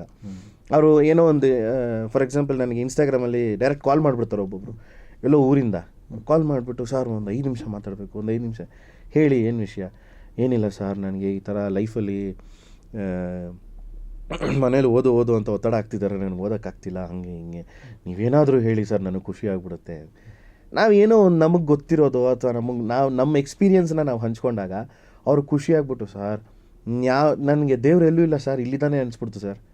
ನನಗೆ ಎಸ್ಪೆಷಲಿ ಉತ್ತರ ಕರ್ನಾಟಕದಿಂದ ಒಂದು ಫೋನ್ ಬಂದಿತ್ತು. ಒಂದು ಹುಡುಗ, ಅಣ್ಣ ನನಗೆ ಅಪ್ಪ ಇಲ್ಲ, ಅಮ್ಮ ಇಲ್ಲ, ನನ್ನನ್ನು ಎಲ್ಲ ಬಿಟ್ಟು ಹೊರಟೋಗಿದ್ದಾರೆ, ನನ್ನ ಫ್ಯಾಮಿಲಿಯವರು ಜೊತೇಲಿದ್ದೇ ನನ್ನನ್ನು ಕೀಳಾಗಿ ನೋಡ್ತಿದ್ದಾರೆ, ನನಗೇನು ಮಾಡಬೇಕು ಅಂತ ಗೊತ್ತಿಲ್ಲ, ಹಂಗೆ ಹಿಂಗೆ ಅಂತ ಅವ್ನ ಕತೆ ಹೇಳೋಕ್ಕೆ ಶುರು ಮಾಡ್ದೆ. ನನಗೇನು ಗೊತ್ತಿತ್ತು ಅದನ್ನು ಹೇಳಿದೆ. ಹೇಳಿದ ತಕ್ಷಣ ಆ ಹುಡುಗ ಅಳ್ತಿದ್ದಾನೆ ಸರ್ ಫೋನಲ್ಲಿ. ಏನಕ್ಕೋ ಯಾಕೋ? ಇಲ್ಲ ಅಣ್ಣ, ನೀವು ಇಷ್ಟೆಲ್ಲ ಚೆನ್ನಾಗಿ ಮಾತಾಡ್ತಿದ್ದೀರಾ ಅಂದರೆ ನಾನು ಸೀರಿಯಲ್ ನೋಡಿನೂ ನನಗೆ ಸಾರ್ಥಕ ಆಯಿತು. ಆ ಕೃಷ್ಣನ್ನ ನೋಡ್ತಿದ್ದೆ, ಬಟ್ ಇವತ್ತು ಕೃಷ್ಣನ ಮಾತು ನಾನು ಕೇಳ್ತಾ ಇದ್ದೀನಿ ಅನ್ನೋ ಥರ ಅಷ್ಟೆಲ್ಲ ತುಂಬ ಮನಸ್ಸಿಗೆ ಹತ್ರ ಆಗ್ಬಿಟ್ಟಿದ್ದು ಜನಗಳಿಗೆ. ಅದೇ ಹೇಳಿದ ಹಾಗೆ ಕೋವಿಡ್ ಟೈಮಲ್ಲಿ ಜನಗಳನ್ನ ನಾವು ಡೈರೆಕ್ಟಾಗಿ ಮೀಟ್ ಮಾಡೋಕ್ಕಾಗಿರಲಿಲ್ಲ ಅಷ್ಟೇ. ಅಂದರೆ ಆ ಒಂದು ರೀತಿಯ ಇಂಪ್ಯಾಕ್ಟ್ ಜನರ ಮೇಲೆ ಆಗಿದೆ ಅಂದರೆ ಅದೆಲ್ಲದೂ ಒಂದು ದನಿ ಮತ್ತು ಆ ಪಾತ್ರದ ಹಿಂದಿರೋ ಶ್ರಮ. ಖಂಡಿತ ಸರ್. ಸೊ ಅದು ಅಂದರೆ ಜನ ನಿಮ್ಮ ಮೂಲಕ, ಪಾತ್ರದ ಮೂಲಕ, ಆ ದನಿಯ ಮೂಲಕ ದೇವ್ರನ್ನ ಕಾಣ್ತಾರೆ, ಅಥವಾ ತನ್ನಲ್ಲಿರೋ ಒಂದು ನೋವನ್ನ ಹೇಳ್ಕೊಂಡು ಹಗುರ ಮಾಡ್ಕೊತಾರೆ. ಅಂದರೆ ನಿಜವಾಗ್ಲೂ ಆ ಪಾತ್ರಕ್ಕಿರೋ ಒಂದು ಆ ಪಾತ್ರ ಜೊತೆಗೆ ಆ ಪಾತ್ರದ ಹಿನ್ನೆಲೆಯಲ್ಲಿರೋ ಒಂದು ನಮ್ಮ ಒಂದು ಪರಂಪರೆ, ಅದಕ್ಕಿರೋ ಒಂದು ಶಕ್ತಿ ಅಂತ ಅನ್ಸುತ್ತೆ. ನಿಜವಾಗ್ಲೂ ನಿಪುಣ್, ಆ ವಿಷಯದಲ್ಲಿ ನಿಮಗೆ ಕಂಗ್ರ್ಯಾಚುಲೇಷನ್ಸ್. ಜನರ ಮನಸ್ಸನ್ನು ಆ ಮೂಲಕ ತಲುಪಿದ್ದೀರಾ. ಅದು ಇಂಥ ಒಳ್ಳೆ ಎಕ್ಸ್ಪೀರಿಯನ್ಸ್ ಆಗಿದೆ ಅನ್ನೋದು ನನಗೂ ಕೂಡ ಗೊತ್ತಿರಲಿಲ್ಲ. ನಾವು ಸಾಕಷ್ಟು ಮಾತಾಡಿದ್ದೀವಿ, ಬಟ್ ಅದೇ ಈ ಎಕ್ಸ್ಪೀರಿಯನ್ಸ್ ಆಗಿರೋದು ಗೊತ್ತಿರಲಿಲ್ಲ. ನಿಜವಾಗ್ಲೂ ಇದು ತುಂಬ ತುಂಬ ಅಪರೂಪದ ಸನ್ನಿವೇಶ. ತುಂಬ ಕಷ್ಟ ಸರ್. ನೀವು ಅದನ್ನು ಇವಾಗ ಹೇಳ್ಬಿಡ್ಬೋದು, ಅದನ್ನು ನಾವು ಎಕ್ಸ್ಪೀರಿಯನ್ಸ್ ಮಾಡಿ ತಡ್ಕೊಳ್ಳೋದಿದೆಯಲ್ಲ, ತುಂಬ ಕಷ್ಟ. ನಿಮ್ಗೆ ಗೊತ್ತಿಲ್ಲ, ನಾನು ಅದೆಲ್ಲ ಆದಮೇಲೆ ಒಂದು 5 days ನಾನು ಟ್ರಾನ್ಸಲ್ಲೇ ಇದ್ದೆ. ನಾನು ನಿಜವಾಗ್ಲೂ ಇವರು ಅಷ್ಟೊಂದು ಹತ್ರ ತೊಗೊಂಡಿದ್ದಾರಾ. ಅಲ್ಲಿ ನನಗೇನು ಅನ್ನಿಸ್ತು ಗೊತ್ತಾ ಸರ್, ಅದಾದಮೇಲೆ ಇಲ್ಲ ನಾನು ಇನ್ನೂ ಬೆಟರ್ ಮಾಡಬೇಕು. ಹೌದು, ಯಾಕಂದರೆ ಅದೇ ನಮ್ಮ ಶಕ್ತಿ. ಆಬ್ವಿಯಸ್ಲಿ ಸರ್, ಅದೇ ಹೇಳಬೇಕು ಅಂತಂದರೆ ನಾನು ಈಗ ಜಸ್ಟ್ ಹೇಳ್ತಿದ್ನಲ್ಲ ನಿಮಗೆ, ಫೋನ್ ಮಾಡಿದ್ರು ಅವರೆಲ್ಲ ಮಾತಾಡಿದ್ರು ಹಂಚ್ಕೊಂಡ್ರು ಅಂತ. ಅದೇ ಎಕ್ಸಾಕ್ಟ್ ಟೈಮ್ ದೇವ್ರು ನೋಡಿ ಎಲ್ಲಿ ಲಿಂಕ್ ಮಾಡ್ತಾನೆ ಅಂತಂದರೆ, ನಾವು ಮಹಾಭಾರತ ಎಪಿಸೋಡ್ಸ್ ಮಾಡ್ತಾಯಿದ್ದೀವಿ, ಅವರು ಫೋನ್ ಮಾಡಿ ಎಕ್ಸಾಕ್ಟ್ ಒಂದು 3-4 ಡೇಸ್ಗೆ ಕೃಷ್ಣೋಪದೇಶ ಸೀನ್ಸು ಅದು ಮಾಡಬೇಕಾದ್ರೆ ನನಗೆ ಆ್ಯಕ್ಚುಲಿ ಕಣ್ಣಲ್ಲಿ ನೀರು ಬಂತು. ಏನಕ್ಕೆ ಅಂತಂದರೆ, ನಾವಿಲ್ಲಿ ಡಬ್ಬಿಂಗ್ ಕಲಾವಿದರು ಮಾಡಿಬಿಡ್ತೀವಿ, ಮನೆಗೆ ಹೋಗ್ಬಿಡ್ತೀವಿ, ಏನೋ ಮಾಡ್ಕೊಂಬಿಡ್ತೀವಿ, ಸದ್ಯ ಇದೆ ಎಪಿಸೋಡ್ ಮುಗಿದ್ರೆ ಸಾಕಪ್ಪ, ಅಯ್ಯೋ ಇಷ್ಟು ಡೈಲಾಗ್ ಹೇಳಿದ್ರೆ ಸಾಕಪ್ಪ. ಲಿಟ್ರಲಿ ನಾನು ಮನ್ಸಾರೆ ಹೇಳಬೇಕು, ಕೃಷ್ಣನ್ ಡಬ್ಬಿಂಗ್ ಮಾಡ್ಬೇಕಾದ್ರೆ ಒಂದೊಂದು ಸಲ ಅನಿಸಿದ್ದು ಉಂಟು, ಎಷ್ಟು ಮಾತಾಡ್ತಾನೆ ಗುರು ಇವನು, ಇಡೀ ಎಪಿಸೋಡ್ ಇವನೇ ಮಾತಾಡ್ತಾನೆ, ಅದು ಸಾಲದು ಅಂತ ಲಾಸ್ಟಲ್ಲಿ ಕೃಷ್ಣವಾಣಿ ಬೇರೆ, ಹಿಂಗೆಲ್ಲ ಹಿಂಗೆಲ್ಲ ಮಾಡಿದ್ದೀವಿ. ಬಟ್ ಅಷ್ಟೆಲ್ಲ ಕಷ್ಟಪಟ್ಟಿದ್ದಕ್ಕೆ ಜನ ಮನಸ್ಸಿಗೆ ಹತ್ತಿರ ತೊಗೊಂಡಿದ್ದಾರಲ್ಲ, ಅದು ತುಂಬ ಖುಷಿಯಾಗುತ್ತೆ. ಅದೇ ಒಂದು ಅಪರೂಪದ ಕ್ಷಣ ಅಥವಾ ಅಪರೂಪದ ಅನುಭವ ನಿಮ್ಮ ಜೀವನದಲ್ಲಿ ರಾಧಾಕೃಷ್ಣ ಮೂಲಕ ಸಿಕ್ತು. ಹೌದು. ಅದಾದಮೇಲೆ ಡಬ್ಬಿಂಗ್ ಸಿನಿಮಾಗಳಿಗೂ ಕೂಡ ನೀವು ನಾಯಕ ನಟನಾಗಿ ಕೊಟ್ರಿ. ಸಾಹೋದಲ್ಲಿ ಪ್ರಭಾಸ್ಗೆ ಕೊಟ್ರಿ, ಮಹರ್ಷಿಯಲ್ಲಿ ನಮ್ಮ ಮಹೇಶ್ ಬಾಬು ಅವರಿಗೆ, ಮತ್ತು ಕಿಕ್ಕಲ್ಲಿ ರವಿತೇಜ ಅವರಿಗೆ. ಸೊ ಹಾಗೆ ಅದೊಂದು ಜರ್ನಿ ಆಲ್ಮೋಸ್ಟ್ ಒಂದು 2-3 ವರ್ಷಗಳ ಕಾಲ ಕಂಟಿನ್ಯೂಸ್ ಆಗಿ ಬರ್ತಾ ಇದೆ. ಸೊ ಅದರ ಒಂದು ಅನುಭವಗಳ ಬಗ್ಗೆ ಹಂಚ್ಕೊಳ್ಳೋದಾದರೆ ಸರ್, ಸಿನಿಮಾ ಎಸ್ ಅದೊಂದು ದೊಡ್ಡ ಮೀಡಿಯಾ. ಆಮೇಲೆ ನಿಮಗೆ ಡಬ್ಬಿಂಗ್ ಅಂತ ಓಪನ್ ಆದಾಗ ಇವ್ರಿಗೆ ಮಾಡಬೇಕು ಅವ್ರಿಗೆ ಮಾಡಬೇಕು ಅಂತಂದು ಬಂದಾಗ ನಿಜವೂ ನನ್ನ ವಾಯ್ಸ್ ಸೂಟ್ ಆಗುತ್ತಾ, ನನ್ನ ವಾಯ್ಸ್ ಅವ್ರಿಗೆ ಸೆಟ್ ಆಗುತ್ತಾ, ಎಂಥ ಸ್ಟಾರು ಎಂಥ ಇವರು. ಕ್ಯಾಶುಯಲಾಗಿ ಒಂದು ಸಲ ಕರೆದಾಗ ಹೋದೆ ಸರ್, ಹಿಂಗೆ ವಾಯ್ಸ್ ಟೆಸ್ಟಿಗೆ ಅಂತ. ನನಗೆ ಮೈಂಡಲ್ಲಿ ಇದ್ದಿದ್ದೇನೋ, ನೀನು ನಿನ್ನ ಪಾಡಿಗೆ ನೀನು ಡಬ್ ಮಾಡ್ತೀಯೋ, ಅಥವಾ ಆ ಕ್ಯಾರೆಕ್ಟರ್ಗೋಸ್ಕರ ಡಬ್ ಮಾಡ್ತೀಯೋ, ಅಥವಾ ಆ ಕ್ಯಾರೆಕ್ಟರ್ ಆಗಿ ಡಬ್ ಮಾಡ್ತೀಯೋ. ನಿನ್ನ ಹತ್ರ 3 ಆಪ್ಷನ್ ಇದೆ, ನಾನು ಅಂದ್ಕೊಂಡು ಹೋಗೋದು. Take the first option as ನೀನು ಆ ಕ್ಯಾರೆಕ್ಟರ್ ಆಗಬೇಕು, ಆವಾಗಲೇ ನೀನು ಜಸ್ಟಿಫೈ ಮಾಡೋಕ್ಕಾಗೋದು. ಇವತ್ತಿಗೂ ಅಷ್ಟೇ ಸರ್, ಯಾವುದೇ ಡಬ್ಬಿಂಗ್ ಹೋದರೂ, ಯಾವುದೇ ಪಾತ್ರಕ್ಕೆ ನಾನು ಡಬ್ ಮಾಡಬೇಕು ಅಂತಂದರು. ಆಮೇಲೆ ಫಾರ್ ಎಕ್ಸಾಂಪಲ್ ಹೊಸಬ್ರು ಬರೋರಿಗೂ ಅಷ್ಟೇ ನಾನು ಹೇಳೋದು, ಸುಮ್ಮನೆ ಹೋಗಿ ಡಬ್ ಮಾಡೋದಲ್ಲ, ನೀನು ಆ ಪಾತ್ರ ಆದರೆ ಮಾತ್ರ ಅದು ಜನಕ್ಕೆ ತಲುಪೋದು. ಇಲ್ಲ ಅಂತಂದರೆ ಫಸ್ಟ್ ಆಫ್ ಆಲ್ ನೀವೇ ಡೌಟಾಗಿ ಕೊಟ್ಬಿಟ್ರೆ ಆ ಪಾತ್ರ ನೀವಾಗಕ್ಕಾಗಲ್ಲ. ಸೊ ಈ ರೀತಿ ನನಗೆ ಚಾಲೆಂಜ್ಗಳಾಗಿದ್ದು, ಪ್ರಭಾಸ್ ಅವ್ರದ್ದು ನಾನು ಸಾಹೋ ಒಂದು ಮಾಡಿದ್ದೆ, ಆಮೇಲೆ ಮಹೇಶ್ ಬಾಬು ಅವ್ರದ್ದು ರೀಸೆಂಟಾಗಿ ಸರ್ಕಾರವಾರಿ ಪಾಠ ಮಾಡಿದೆ, ಆಮೇಲೆ ನೀವು ಹೇಳ್ದಂಗೆ ಇವ್ರದ್ದು ರವಿತೇಜ ಅವ್ರದ್ದು ಚಾಲೆಂಜ್ ಸರ್ ನನಗೆ. ಇವ್ರದ್ದೆಲ್ಲ ಕ್ಯಾಶುಯಲಾಗಿ ಹೊಟ್ಟೋಗುತ್ತೆ ಒಂದು ಹೀರೋಯಿಸಮು. ರವಿತೇಜ ಅವ್ರದ್ದು ಹಂಗಲ್ಲ, ಹೀರೋಯಿಸಮ್ ಜೊತೆಲಿ ಮಾತು ವಾಂಟೆ ಪೋಣ ದಣ ಅಂದ್ಕೊಂಡು ಅವ್ರದ್ದು ಟೆಂಪೋಗಿ ಮ್ಯಾಚ್ ಮಾಡೋದು. ಆಮೇಲೆ ಅದಾಗಿದ ತಕ್ಷಣ ನೀವು ಇವತ್ತು ರವಿತೇಜ ಸಿನಿಮಾ ಮುಗಿಸಿರ್ತೀರ, ನೆಕ್ಸ್ಟ್ ಇನ್ನೊಬ್ರು ಕರೀತಾರೆ ಬೇರೆ ವಯಸ್ಸಿಗೆ, ಅಲ್ಲಿ ಹೋಗ್ಬೇಕು, ರವಿತೇಜನ್ ಬಿಟ್ಟು ನಾನು ವಾಪಸ್ ಬರಬೇಕು. ಇವಾಗ ಮತ್ತೆ ವಾಪಸ್ ರವಿತೇಜಾಗಿ ಬರ್ಬೇಕು ನಾನು. Split personality. ಹಾಂ, ಆ್ಯಕ್ಚುಲಿ ಡಬ್ಬಿಂಗ್ ಆರ್ಟಿಸ್ಟ್ಗಳು ಹಾಗೆ ಆಗೋದು. ಸೊ ಹೀಗೆ ಸುಮಾರು ಸಿನಿಮಾಗಳಿಗೆ ಮಾಡಿದ್ದೀನಿ ಇಲ್ಲಿವರೆಗೂ. ರೀಸೆಂಟಾಗಿ ಬ್ರೋ ಮಾಡಿದ್ವಿ, ನಮ್ಮ ಪವನ್ ಕಲ್ಯಾಣ್ ಅವರು ಮತ್ತು ಸುಬ್ಬರಾಜು ಅಂತ ಹೀರೋಗೆ ನಾನು ಸುಬ್ಬರಾಜುಗೆ ಡಬ್ ಮಾಡಿದೆ. Run baby run, PS1 PS2 ಅಲ್ಲಿ ನಾನು ನಮ್ಮ ನೋಡುಗರಿಗೆ ಹೇಳೋದು, PS1 PS2 ಅಲ್ಲಿ ಕಾರ್ತಿ ಅವರಿಗೆ ನಿಪುಣ್ ಅವರೇ ವಾಯ್ಸ್ ಕೊಟ್ಟಿರೋದು. ಆ ಪ್ರಾಜೆಕ್ಟ್ ಮೇಲೆ ಸಪ್ರೇಟಾಗಿ ಮಾತಾಡೋಣ ಅಂತಿದ್ದೆ, ನೀವು ಪಿಕ್ ಮಾಡಿದ್ರಿಂದ ಅದನ್ನು ಹೇಳ್ತಾ ಇದ್ದೀನಿ. ಸೊ ಕಾರ್ತಿ ವಾಯ್ಸು ಅದೆಷ್ಟು ಚೆನ್ನಾಗಿ ಸೂಟ್ ಆಗಿದೆ. ಮತ್ತು ಆ ಒಂದು PS1 PS2 ಅಲ್ಲಿ ಅವ್ರ ಕ್ಯಾರೆಕ್ಟರು ತುಂಬ ಚೆನ್ನಾಗಿ ಸಾಗುತ್ತೆ. ಅದೊಂಥರ ಕಾಮಿಡಿ ಪ್ಲಸ್ ಒಂದು ಜೋವಿಯಲ್ ಆಗಿ ಹೋಗುವಂಥದ್ದು ಅಷ್ಟು ಚೆನ್ನಾಗಿ ಸೂಟ್ ಆಗಿದೆ. ಪ್ಲಸ್ ಇವ್ರ ಜೊತೆ ಜಯಂ ರವಿ ಅವ್ರ ಜೊತೆ ಒಂದು ಕಾಂಬಿನೇಷನ್ನು ತುಂಬ ಚೆನ್ನಾಗಿ ಸೂಟ್ ಆಗಿದೆ. ಸೊ ಅದು ತುಂಬಾ ಅಂದರೆ ತುಂಬಾ ಚೆನ್ನಾಗಿ ಮಾಡಿದ್ದೀರಾ. ಸೊ ಅದು ಹೇಗೆ ಸಾಧ್ಯ ಆಯಿತು? Again thank you sir, thank you. ಅದೇ PS1 PS2ಗೆ ನಿಜವಾಗ್ಲೂ ನಾನು ನಮ್ಮ ಸಂತೂಗೆ ಥ್ಯಾಂಕ್ಸ್ ಹೇಳಬೇಕು.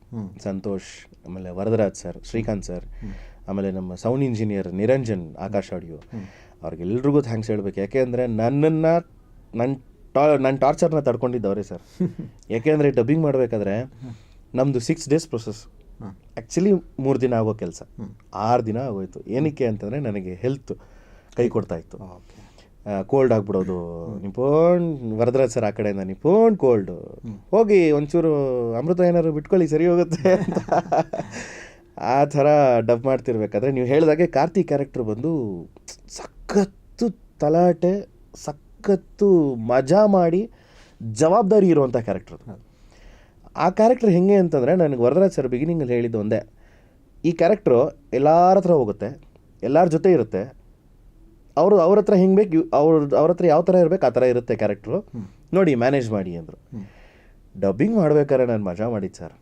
ಎಷ್ಟು ಚೆನ್ನಾಗಿ ಮಾಡಿದ್ದಾರೆ ಅಂದರೆ ಮನುಷ್ಯ ಕಾರ್ತಿ ಅವರು, ಅವ್ರಿಗೆ ನೀವು ಅವ್ರ ಟೆಂಪೋ ಮ್ಯಾಚ್ ಮಾಡಬೇಕು, ಅವ್ರ ಸ್ಪೀಡ್ ಮ್ಯಾಚ್ ಮಾಡಬೇಕು, ಆಮೇಲೆ ಅವ್ರ ವೇರಿಯೇಷನ್ಸು ತುಂಬ ಇದೆ ನಿಮ್ಮಲ್ಲಿ. ಆ ಸಿನಿಮಾದಲ್ಲಿ ಯಾರ್ದೂ ಇಲ್ಲ ಆ ಥರ ಕ್ಯಾರೆಕ್ಟ್ರು. ಹೌದು, ಅದಕ್ಕೋಸ್ಕರ ನಾನು ಸ್ಪೆಷಲಾಗಿ ಕೇಳ್ತಾ ಇದ್ದಿದ್ದು ಏನು ಅಂದರೆ, ನನಗೆ ಇರೋ ಡಬ್ಬಿಂಗ್ ಅನುಭವದಲ್ಲಿ ಕಾರ್ತಿ ಕ್ಯಾರೆಕ್ಟರ್ಗೆ ಡಬ್ ಮಾಡೋದು ತುಂಬ ಕಷ್ಟ. ನಾನು ಸಿನಿಮಾ ಥಿಯೇಟ್ರಲ್ಲಿ ಕನ್ನಡ ವರ್ಷನ್ ನೋಡಿದ ತಕ್ಷಣವೇ ನನಗೂ ಗೊತ್ತಿರಲಿಲ್ಲ, ಅಂದರೆ ನಿಪುಣ್ಯ ಮಾಡಿದ್ರು ಅನ್ನೋದು ಗೊತ್ತಿರಲಿಲ್ಲ. ನೀವು ಹೇಳಿದ್ಮೇಲೆ ಗೊತ್ತಾಗಿದೆ ಅದು ನೀವು ಮಾಡಿದ್ದ ನಿಜವಾಗ್ಲೂ ಅಂತ.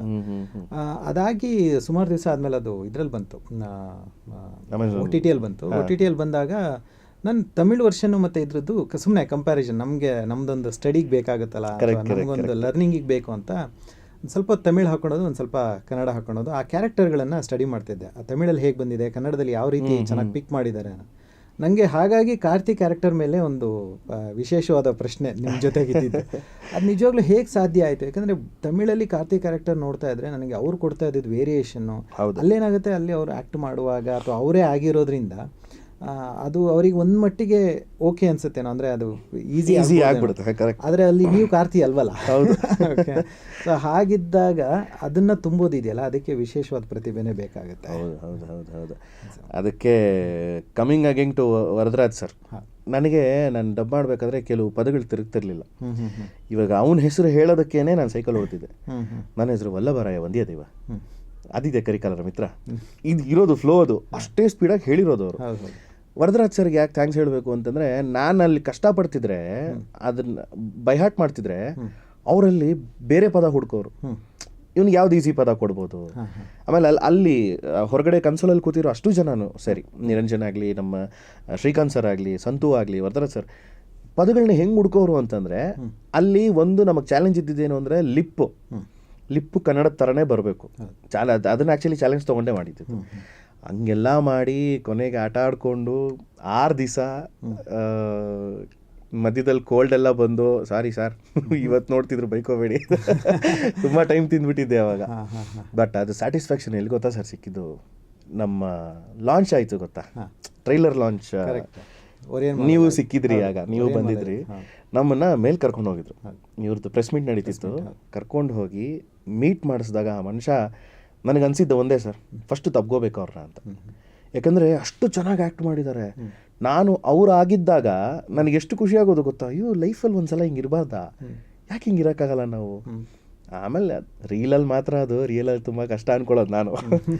ಆಮೇಲೆ ಮನುಷ್ಯನ ಹೋಗಿ ತಬ್ಕೊಂಡ್ಮೇಲೆ ಎಷ್ಟು ಖುಷಿ ಆಯಿತು ಅಂತಂದರೆ, ಸಂತು ಎಲ್ಲರೂ ಪರಿಚಯ ಮಾಡಿಸ್ಕೊಂಡು ಬಂದರು. ಸರ್ ಇವ್ರು ನಿಮಗೆ ಇವ್ರು ಡಬ್ ಮಾಡಿರೋದು ನಿಮ್ಗೆ, ಇವ್ರು ನಾನು ಹೋಗಿ ತಬ್ಕೋಬೇಕು ಅಂತಿದ್ನಲ್ಲ ಸರ್, ಅವರೇ ಎಳೆದು ಹಗ್ ಮಾಡಿ done a very great job ಅಂದರು. ಸರ್ ಪಾತಿಂಗ್ಲಾ, ಹಾಂ ಲೈಟಾ ಅಬ್ಡಿ ಅಂದ್ರೆ ಎಷ್ಟು ಖುಷಿ ಆಯಿತು ಅಂದರೆ, ನಾನು ಒಂದೇ ಮಾತು ಸರ್, ಈ ಕಡೆ ವಿಕ್ರಮ್ ಸರ್ ನಿಂತಿದ್ದಾರೆ, ಈ ಕಡೆ ಕಾರ್ತಿ ಸರ್ ನಿಂತಿದ್ದಾರೆ, ಹಿಂಗೆ ಆಗ್ಬೇಕು ಸರ್ ಲೈಫಲ್ಲಿ ನನಗೆ. 2 ಸ್ಟಾರ್ ನಟರ್ ನಿಂತ್ಕೊಂಡು ಕೈ ಈ ಕಡೆ ಶಿವರ್ ಆಗ್ತಾ ಇದೆ, ವಿಕ್ರಮ್ ಸರ್ ಇಲ್ಲಿ ಸೊಂಟದ ಮೇಲೆ ಕೈ ಹಾಕಿದ್ದಾರೆ, ಕಾರ್ತಿ ಇಲ್ಲಿ ಕೈ ಹಾಕಿದ್ದಾರೆ. ನಾನು ತಿರುಗಿಬಿಟ್ಟು, ಸರ್ ಕಲಾಯ್ಕಿಟಿಂಗೆ ಸರ್ ಇಡೀ ಸಿನಿಮಾ ನೀವು ಆಟ ಆಡ್ಬಿಟ್ಟಿದ್ದೀರಾ ಸರ್ ಇಡೀ ಸಿನಿಮಾ ನೀವು ಅಂತ. ನಾ ಬಂದಿದ್ದೆ ಕೋಬಾಯ್ ಇಲ್ಲಿಂಗ್ಲಾ ಅಂದರು. ಕೋಬಾಯ್ ಕ್ಯಾರೆಕ್ಟರ್ ಅಲ್ವಾ, ಹಂಗೆ ಕೊಟ್ಬಿಟ್ಟಿದ್ದಾರೆ, ಏನು ಮಾಡೋದು. ಕ್ಯಾರೆಕ್ಟರ್ ಕೊಟ್ಟಂಗೆ ಮಾಡಿದ್ದೀನಿ. ಕ್ಯಾರೆಕ್ಟರ್ ಕೊಟ್ಟಂಗೆ ಮಾಡಿದ್ದೀನಿ. ನಾನು ಹೇಳಿದೆ, ಸಿಕ್ಕಾಪಟ್ಟೆ ಫಾಸ್ಟಾಗಿ ಮಾತಾಡಿದ್ದೀರಾ ಸರ್, ನೀವು ಚೆನ್ನಾಗಿ ಮಾಡಿದ್ದೀರಾ ಬಿಡಿ ಅಂತಂದರು. ಆ ಸ್ಯಾಟಿಸ್ಫ್ಯಾಕ್ಷನ್ ಇದೆಯಲ್ಲ ಸರ್, ಆ ಸ್ಟೇಜ್ ಮೇಲೆ ಒಂದು 10 ನಿಮಿಷ ನಿಂತಿದ್ವಿ ಗೊತ್ತಾ. 10 ನಿಮಿಷ ಅವ್ರ ಲೈಫು ಎಲ್ಲಿ, ಅವ್ರು ಸ್ಟಾರ್ಗಳವರು, ನಾವೆಲ್ಲ ಈಗ ಡಬ್ಬಿಂಗ್ ಮಾಡಿಕೊಂಡು ಬಂದವರು. ಎಷ್ಟು ಖುಷಿ ಆಯಿತು ಅಂತಂದರೆ, ಬಿಡಪ್ಪ ಇನ್ನೇನು ನನಗೆ ಲೈಫಲ್ಲಿ ಇನ್ಯಾವ ಅವಾರ್ಡು ಬೇಡ, ಇನ್ಯಾವ ಸನ್ಮಾನವೂ ಬೇಡ, ಏನೂ ಬೇಡ, ಸಾಕು ಒಬ್ಬರ ಕಡೆಯಿಂದ ಶಬಾಷ್ಗಿರಿ ಸಿಕ್ತಲ್ಲ ಸಾಕು. ಇದೇ ವಿಷಯವಾಗಿ PS1 ಅಥವಾ ರಾಧಾಕೃಷ್ಣ, ನಾನು ಯಾವುದೇ ಡಬ್ಬಿಂಗ್ ಮಾಡಿದರೆ ನನ್ನ ಸೀನಿಯರ್ ಆರ್ಟಿಸ್ಟ್ಗಳು, ಇವತ್ತಿಗೂ ಹೇಳಬೇಕು, ನಮ್ಮ ಡಬ್ಬಿಂಗ್ ಆರ್ಟಿಸ್ಟ್ ಸೀನಿಯರ್ ಆರ್ಟಿಸ್ಟ್ಗಳು ಫೋನ್ ಮಾಡಿ ಹೇಳಿದವರಿದ್ದಾರೆ, ತುಂಬ ಚೆನ್ನಾಗಿ ಬಂದಿದೆ ಕಂದ, ತುಂಬ ಚೆನ್ನಾಗಿ ಮಾಡಿದ್ಯಾ ನಿಪುಣ್ ಅಂತ ಹೇಳಿದವರಿದ್ದಾರೆ. ಆ್ಯಕ್ಚುಲಿ ಅವರೆಲ್ಲ ಮಾರ್ಗದರ್ಶನದಿಂದಾನೇ ನಾವು ಬಂದಿರೋದಿಲ್ಲಿಗೆ. ಎಲ್ರಿಗೂ ಥ್ಯಾಂಕ್ಸ್ ಹೇಳಬೇಕಷ್ಟೇ.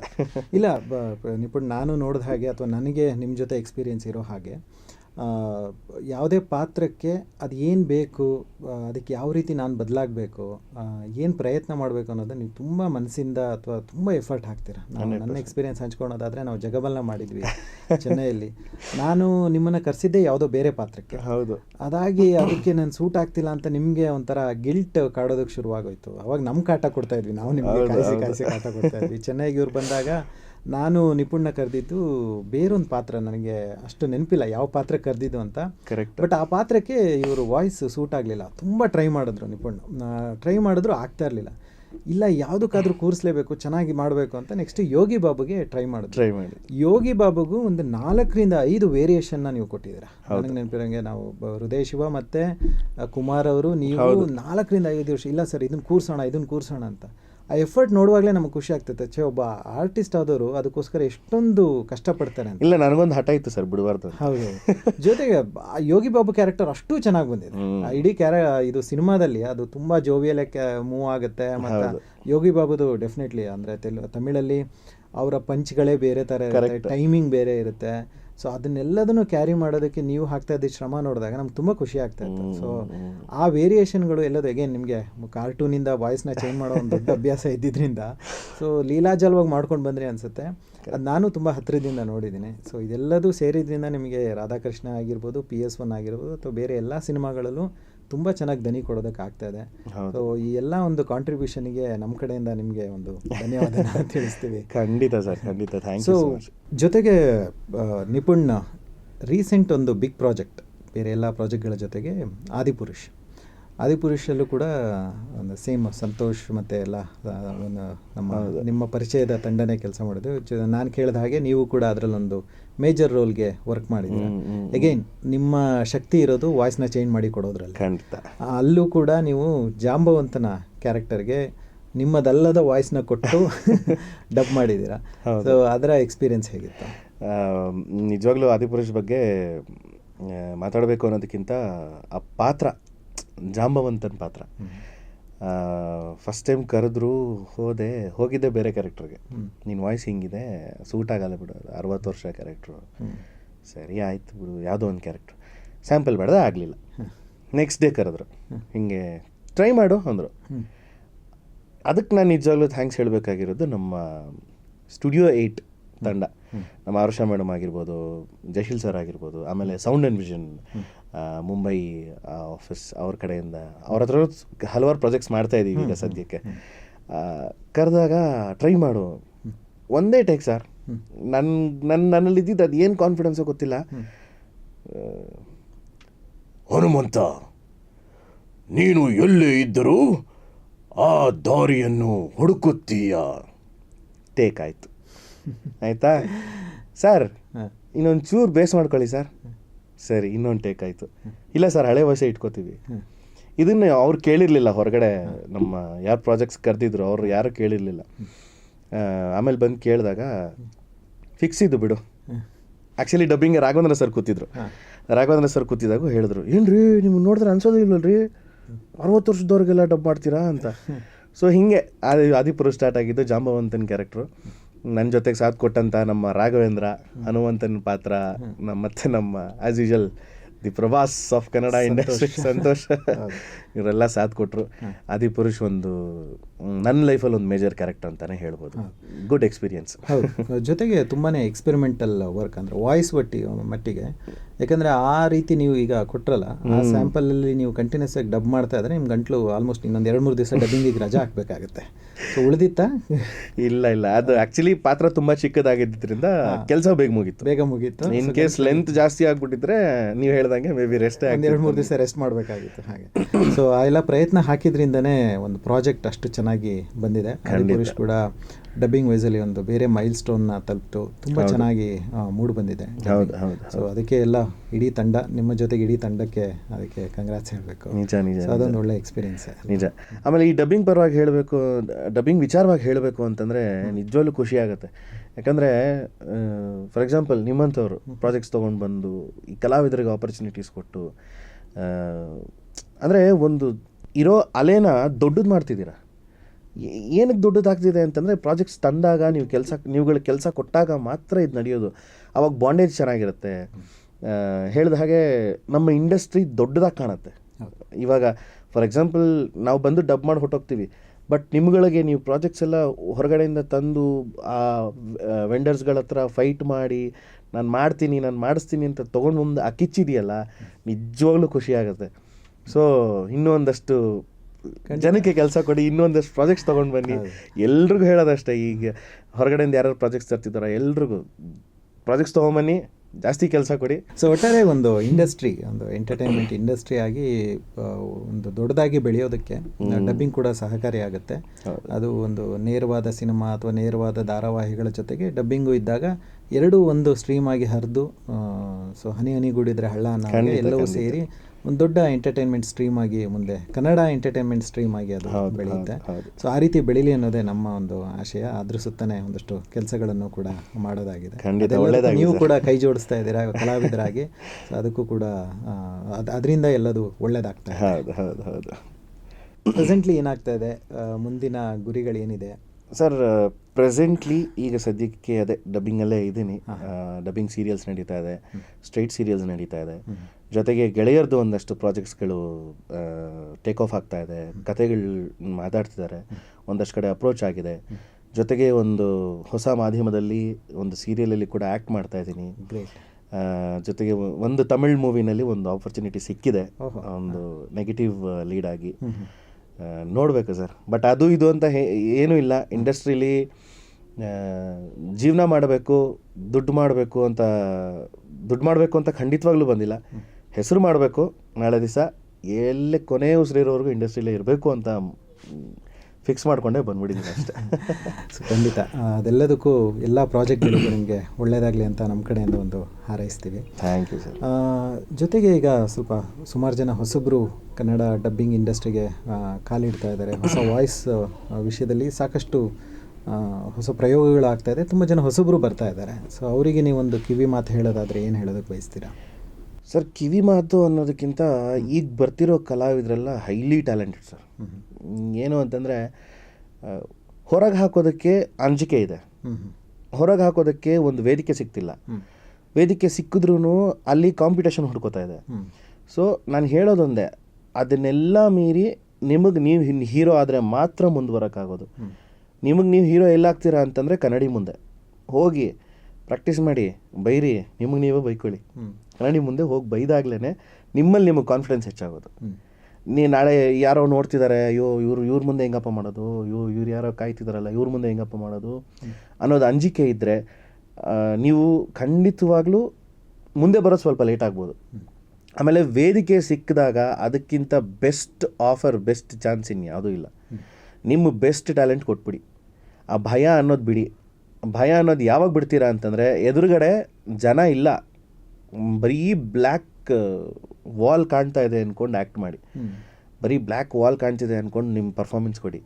ಆಮೇಲೆ ಈಗ ಫಾರ್ ಎಕ್ಸಾಂಪಲ್ ಹೊಸ ಡಬ್ಬಿಂಗ್ ಕಲಾವಿದರು ಹೊರಗಡೆಯಿಂದ ಬರ್ತಿದ್ದಾರೆ ಅಥವಾ ಮಾಡ್ತಿದ್ದಾರೆ ಅಂತಂದರೆ ಫಸ್ಟು ಭಾಷೆಯಲ್ಲಿ ಹಿಡಿತಾ ತಂದ್ಕೊಳ್ಳಿ. ಭಾಷೆಯಲ್ಲಿ ಹಿಡಿತಾ ತಂದ್ಕೊಂಡು ನೀವು ಯಾವುದಾದ್ರು ಪಾತ್ರಕ್ಕೆ ಹೋಗಿ ಡಬ್ ಮಾಡ್ತೀರಾ ಅಂತಂದರೆ ಫಸ್ಟು ಅದನ್ನು ಅನಲೈಸ್ ಮಾಡಿ. ಯಾವ ಪಾತ್ರ, ಹೀರೋನಾ, ಹೀರೋಯಿನ್ನ, ಯಾವುದೇ ಆರ್ಟಿಸ್ಟ್, ಯಾವುದೇ ಕ್ಯಾರೆಕ್ಟರ್ ಅದು ಪರವಾಗಿಲ್ಲ. ಆ ಕ್ಯಾರೆಕ್ಟರ್ ಏನು, ಆ ಕ್ಯಾರೆಕ್ಟರ್ ಮ್ಯಾನೇರಿಸಮ್ಸ್ ಏನು, ಒಂದು ಇನ್ವಾಲ್ವ್ ನೀವು ಮಾಡ್ಕೊಂಬಿಟ್ರೆ ನಿಮ್ಗೆ ಲೀಲಾಜಾಲವಾಗಿ ಬಂದುಬಿಡುತ್ತೆ. ಆಮೇಲೆ ಫಸ್ಟ್ ಆಫ್ ಆಲ್ ನೀವು ಯಾವುದೇ ಕ್ಯಾರೆಕ್ಟರ್ ಡಬ್ ಮಾಡೋಕ್ಕೆ ಮುಂಚೆ ಆ ಕ್ಯಾರೆಕ್ಟರ್ ನಾನಾದರೆ ಮಾತ್ರ ಮಾಡೋಕ್ಕಾಗೋದು. ಈಗ ಫಾರ್ ಎಕ್ಸಾಂಪಲ್ ನಾನು ರತೀಶ್ ಅವ್ರ ಥರ ಮಾತಾಡಬೇಕು ಅಂತಂದರೆ ನಾನು ನೀವಾಗಲೇಬೇಕು, ಅಥವಾ ನಿಮ್ಮಲ್ಲಿರೋ ಒಂದಷ್ಟು ಆಸ್ಪೆಕ್ಟ್ಸ್ನ ನಾನು ಕದಿಬೇಕು. ಆ ಕದ್ರೇ ನಾನು ನೀವಾಗಕ್ಕೆ ಸಾಧ್ಯ. ಸೊ ಏನು ಹೇಳೋ ಅಷ್ಟು ಅವಶ್ಯಕತೆ ಇಲ್ಲ. ಎಲ್ಲ ಮಲ್ಟಿ ಟ್ಯಾಲೆಂಟೆಡ್ಸು. ಟ್ಯಾಲೆಂಟ್ ಇದೆ, ಅವಕಾಶ ಸಿಕ್ಕಿದಾಗ ಉಪಯೋಗಿಸ್ಕೊಳ್ಳಿ. ನೀವು ಇವತ್ತು ಉಪಯೋಗಿಸ್ಕೊಳ್ಳಿಲ್ಲ ಅಂತಂದರೆ ಮೈಟ್ ಬಿ ಆ ಗೋಲ್ಡನ್ ಆಪರ್ಚುನಿಟಿ ಮತ್ತೆ ಸಿಗಲ್ಲ ನಿಮಗೆ ಅಷ್ಟೇ. ತುಂಬ ಒಳ್ಳೆ ಮಾತು ಹೇಳಿದ್ರಿ. ಸೊ ನಿಮ್ಮ ಎಲ್ಲ ಮುಂದಿನ ಪ್ರಾಜೆಕ್ಟ್ಗಳಿಗೆ ಒಳ್ಳೆಯದಾಗಲಿ. ನೀವು ಇಲ್ಲಿವರೆಗೂ ಬಂದು ನಿಮ್ಮ ಡಬ್ಬಿಂಗ್ ಎಕ್ಸ್ಪೀರಿಯೆನ್ಸ್ಗಳನ್ನು ಹಂಚ್ಕೊಳ್ಳೋದು, ಜೊತೆಗೆ ಹೊಸಬರಿಗೆ ಒಂದಷ್ಟು ಕಿವಿ ಮಾತುಗಳನ್ನು ಹೇಳಿ ನಮ್ಮ ಜೊತೆ ನಿಮ್ಮ ಸಮಯ ಕಳೆದಿದ್ದಕ್ಕೆ ಧನ್ಯವಾದಗಳನ್ನು ತಿಳಿಸ್ತೀವಿ. ಇಲ್ಲಿವರೆಗೂ ನಮ್ಮ ಜೊತೆ ಬಂದಿದ್ದು, ನಮ್ಮ ಜೊತೆ ಇದ್ದಿದ್ದಕ್ಕೆ ಥ್ಯಾಂಕ್ ಯು ವೆರಿ ಮಚ್. ಖಂಡಿತ ಸರ್, ಖಂಡಿತ ಥ್ಯಾಂಕ್ ಯು ಫಸ್ಟ್ ನಿಮಗೆ ಹೇಳಬೇಕು. And all the best for your new ventures. ನಿಮ್ಮ ನವಿಲು ಎಂಟರ್ಟೈನ್ಮೆಂಟ್ ಆಗಿರ್ಬೋದು, ಹರಿವು ಆಗಿರ್ಬೋದು, ಪ್ರತಿಯೊಂದಕ್ಕೂ ಶುಭ ಹಾರೈಸ್ತೀನಿ. ಅಥವಾ ನಮ್ಮ ಫುಲ್ ಡಬ್ಬಿಂಗ್ ತಂಡದ ಪರವಾಗಿ ಶುಭ ಹಾರೈಸ್ತೀನಿ ಅಂತಲೇ ಹೇಳ್ಬೋದು. ಆಮೇಲೆ ಕೊನೆಯದಾಗ ಒಂದು ಮಾತು ಹೇಳಬೇಕು. ಇವತ್ತು ನಾನು ಇಲ್ಲಿ ಕೂತಿರೋದಕ್ಕೆ ಕಾರಣಕರ್ತರಾಗಿರೋ ನನ್ನ ತಾಯಿ, ನನ್ನ ಫ್ಯಾಮಿಲಿ, ನನ್ನ ಮಗಳು, ಹೆಂಡತಿ, ನನ್ನ ಕಸಿನ್ಸು, ಎಲ್ರಿಗೂ, ನನ್ನ ಫ್ರೆಂಡ್ಸು, ಪ್ರತಿಯೊಬ್ಬರಿಗೂ ತುಂಬ ಹೃದಯದಿಂದ ಥ್ಯಾಂಕ್ಸ್ ಹೇಳ್ತೀನಿ. ಯಾಕೆ ಅಂತಂದರೆ ಅವರೆಲ್ಲರೂ ಸಪೋರ್ಟ್ ಇರಲಿಲ್ಲ ಅಂತಂದಿದ್ರೆ ನಾನಿಲ್ಲಿ ಇರ್ತಿರ್ಲಿಲ್ಲ. ಪ್ರತಿಯೊಂದು ಹಂತದಲ್ಲೂ ನಿಮಗೆ ಹೊರಗಡೆ ಫ್ರೆಂಡ್ಸ್ಗಳು ಬೇಕಾದರೆ ಲವ್ ಬಿಟ್ಟಾಕೋ ಅಂತ ಹೇಳ್ಬಿಡ್ಬೋದು, ಬಟ್ ಫ್ಯಾಮಿಲಿ ಸಪೋರ್ಟ್ ಇದೆಯಲ್ಲ, ನೀನು ಮಾಡ್ತೀಯ ಹೋಗು. ಆಮೇಲೆ ಅದರಲ್ಲಿ ಮೇಯ್ನಾಗಿ ಪ್ಲೇ ಮಾಡಿದಂತಹ ರೋಲ್ ಬಂದು ನನ್ನ ಕಸಿನ್ಸ್ ಅಂತಲೇ ಹೇಳ್ಬೋದು. ಪ್ರತಿಯೊಂದು ಹಂತದಲ್ಲೂ ನನ್ನನ್ನು ಪುಷ್ ಮಾಡಿ, ನೀನು ಮುಂದೆ ಹೋಗು, ನೀನು ಮಾಡ್ತೀಯಾ, ಹಿಂಜರಿಬೇಡ ನೀನು. ನಾನೆಲ್ಲಾದರೂ ಕುಗ್ಗಿದಾಗ ನನ್ನನ್ನು ತಳ್ಳೋದು, ನನ್ನನ್ನು ಪುಷ್ ಮಾಡೋದು, ಆ ಥರ ಸಾಥ್ ಕೊಟ್ಟಿದ್ದು ನನ್ನ ಕಸಿನ್ಸು. ಆಮೇಲೆ ನನ್ನ ಫ್ಯಾಮಿಲಿ, ನಮ್ಮ ಅಮ್ಮ, ತಮ್ಮ, ಈಗ ನನ್ನ ತಮ್ಮನಿಗೆ ಹೊಸ ಮಗು, ಮೊನ್ನೆ ತಾನೇ ಹೆಣ್ಣು ಮಗು ಆಗಿದೆ. ಅದು ಒಂದು ಅದೃಷ್ಟ ಸೇರ್ಪಡೆ ನಮ್ಮ ಮನೆಗೆ ಅಂತಲೇ ಹೇಳ್ಬೋದು. ಸೊ ಈ ರೀತಿ ಎಲ್ರಿಗೂ ಮನ್ಸಾರೆ ನನಗೆ ಕೆಲಸ ಕೊಟ್ಟಂತಹ ಪ್ರೊಡ್ಯೂಸರ್ಸು, ಡೈರೆಕ್ಟರ್ಸು, ನನ್ನನ್ನು ಈಗಲೂ ನಂಬಿ ಕೆಲಸ ಕೊಡ್ತಿರೋಂತಹ ಪ್ರತಿಯೊಬ್ಬರಿಗೂ ಥ್ಯಾಂಕ್ಸ್ ಹೇಳೋಕ್ಕೆ ಇಷ್ಟಪಡ್ತೀನಿ.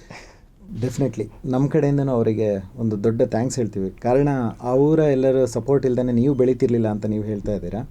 ಅದ್ರ ಜೊತೆಗೆ ಕನ್ನಡ ಡಬ್ಬಿಂಗ್ ಕ್ಷೇತ್ರಕ್ಕೆ ಇಷ್ಟೊಂದು ದೊಡ್ಡ ಕೊಡುಗೆ ನಿಮ್ಮಿಂದ ಬರೋದಕ್ಕೆ ಸಾಧ್ಯ ಆಗ್ತಿರಲಿಲ್ಲ. ನಿಮ್ಮ ಮನೆಯವರಾಗಿರಲಿ ಅಥವಾ ನಿಮ್ಮ ಕಸಿನ್ಸ್ ಯಾರೇ ಆಗಿರಲಿ, ಅವರೆಲ್ಲರ ಸಪೋರ್ಟಿಗೆ ನಮ್ಮ ಕಡೆಯಿಂದನೂ ಥ್ಯಾಂಕ್ ಯು. ಬಿಕಾಸ್ 4,000 ಎಪಿಸೋಡ್ಗಳನ್ನು ಇಲ್ಲಿವರೆಗೆ ಡಬ್ ಮಾಡೋದು, 10,000ಕ್ಕೂ ಹೆಚ್ಚು ಎಪಿಸೋಡ್ಗಳಷ್ಟು ಕಾರ್ಟೂನ್ಗಳನ್ನು ಮಾಡೋದು, ಆಲ್ಮೋಸ್ಟ್ ಒಂದು 106 ಸಿನಿಮಾಗಳು ಆಗಿರ್ಬೋದು. ಸೊ ಅಷ್ಟು ಕೆಲಸನ ಒಂದು ಕನ್ನಡ ಇಂಡಸ್ಟ್ರಿಗೆ ಮಾಡೋದು ಒಂದು ಸಣ್ಣ ಕೆಲಸ ಅಲ್ಲ. ಸೊ ಅಷ್ಟೆಲ್ಲ ಕೆಲಸ ನಿಪುಣ್ಣಿಂದ ಸಾಧ್ಯ ಆಗಿದೆ ಅಂದರೆ ಅವರೇ ಹೇಳಿದಾಗೆ ಅವರ ಮನೆಯವರ, ಅವರ ಸಂಬಂಧಿಕರ ಎಲ್ಲ ಸಪೋರ್ಟಿಂದ. ಸೊ ನಮ್ಮ ಕಡೆಯಿಂದನೂ ಕೂಡ ಥ್ಯಾಂಕ್ ಯು. ಆ್ಯಂಡ್ ನಿಮಗೂ ಕೂಡ ದೊಡ್ಡ ಥ್ಯಾಂಕ್ಸ್. ಸೊ ಇಲ್ಲಿವರೆಗೂ ಬಂದಿದ್ದು ನಮ್ಮ ಜೊತೆ ಮಾತುಕತೆ ಮಾಡಿದ್ದಕ್ಕೆ thank you sir. Thank you so much.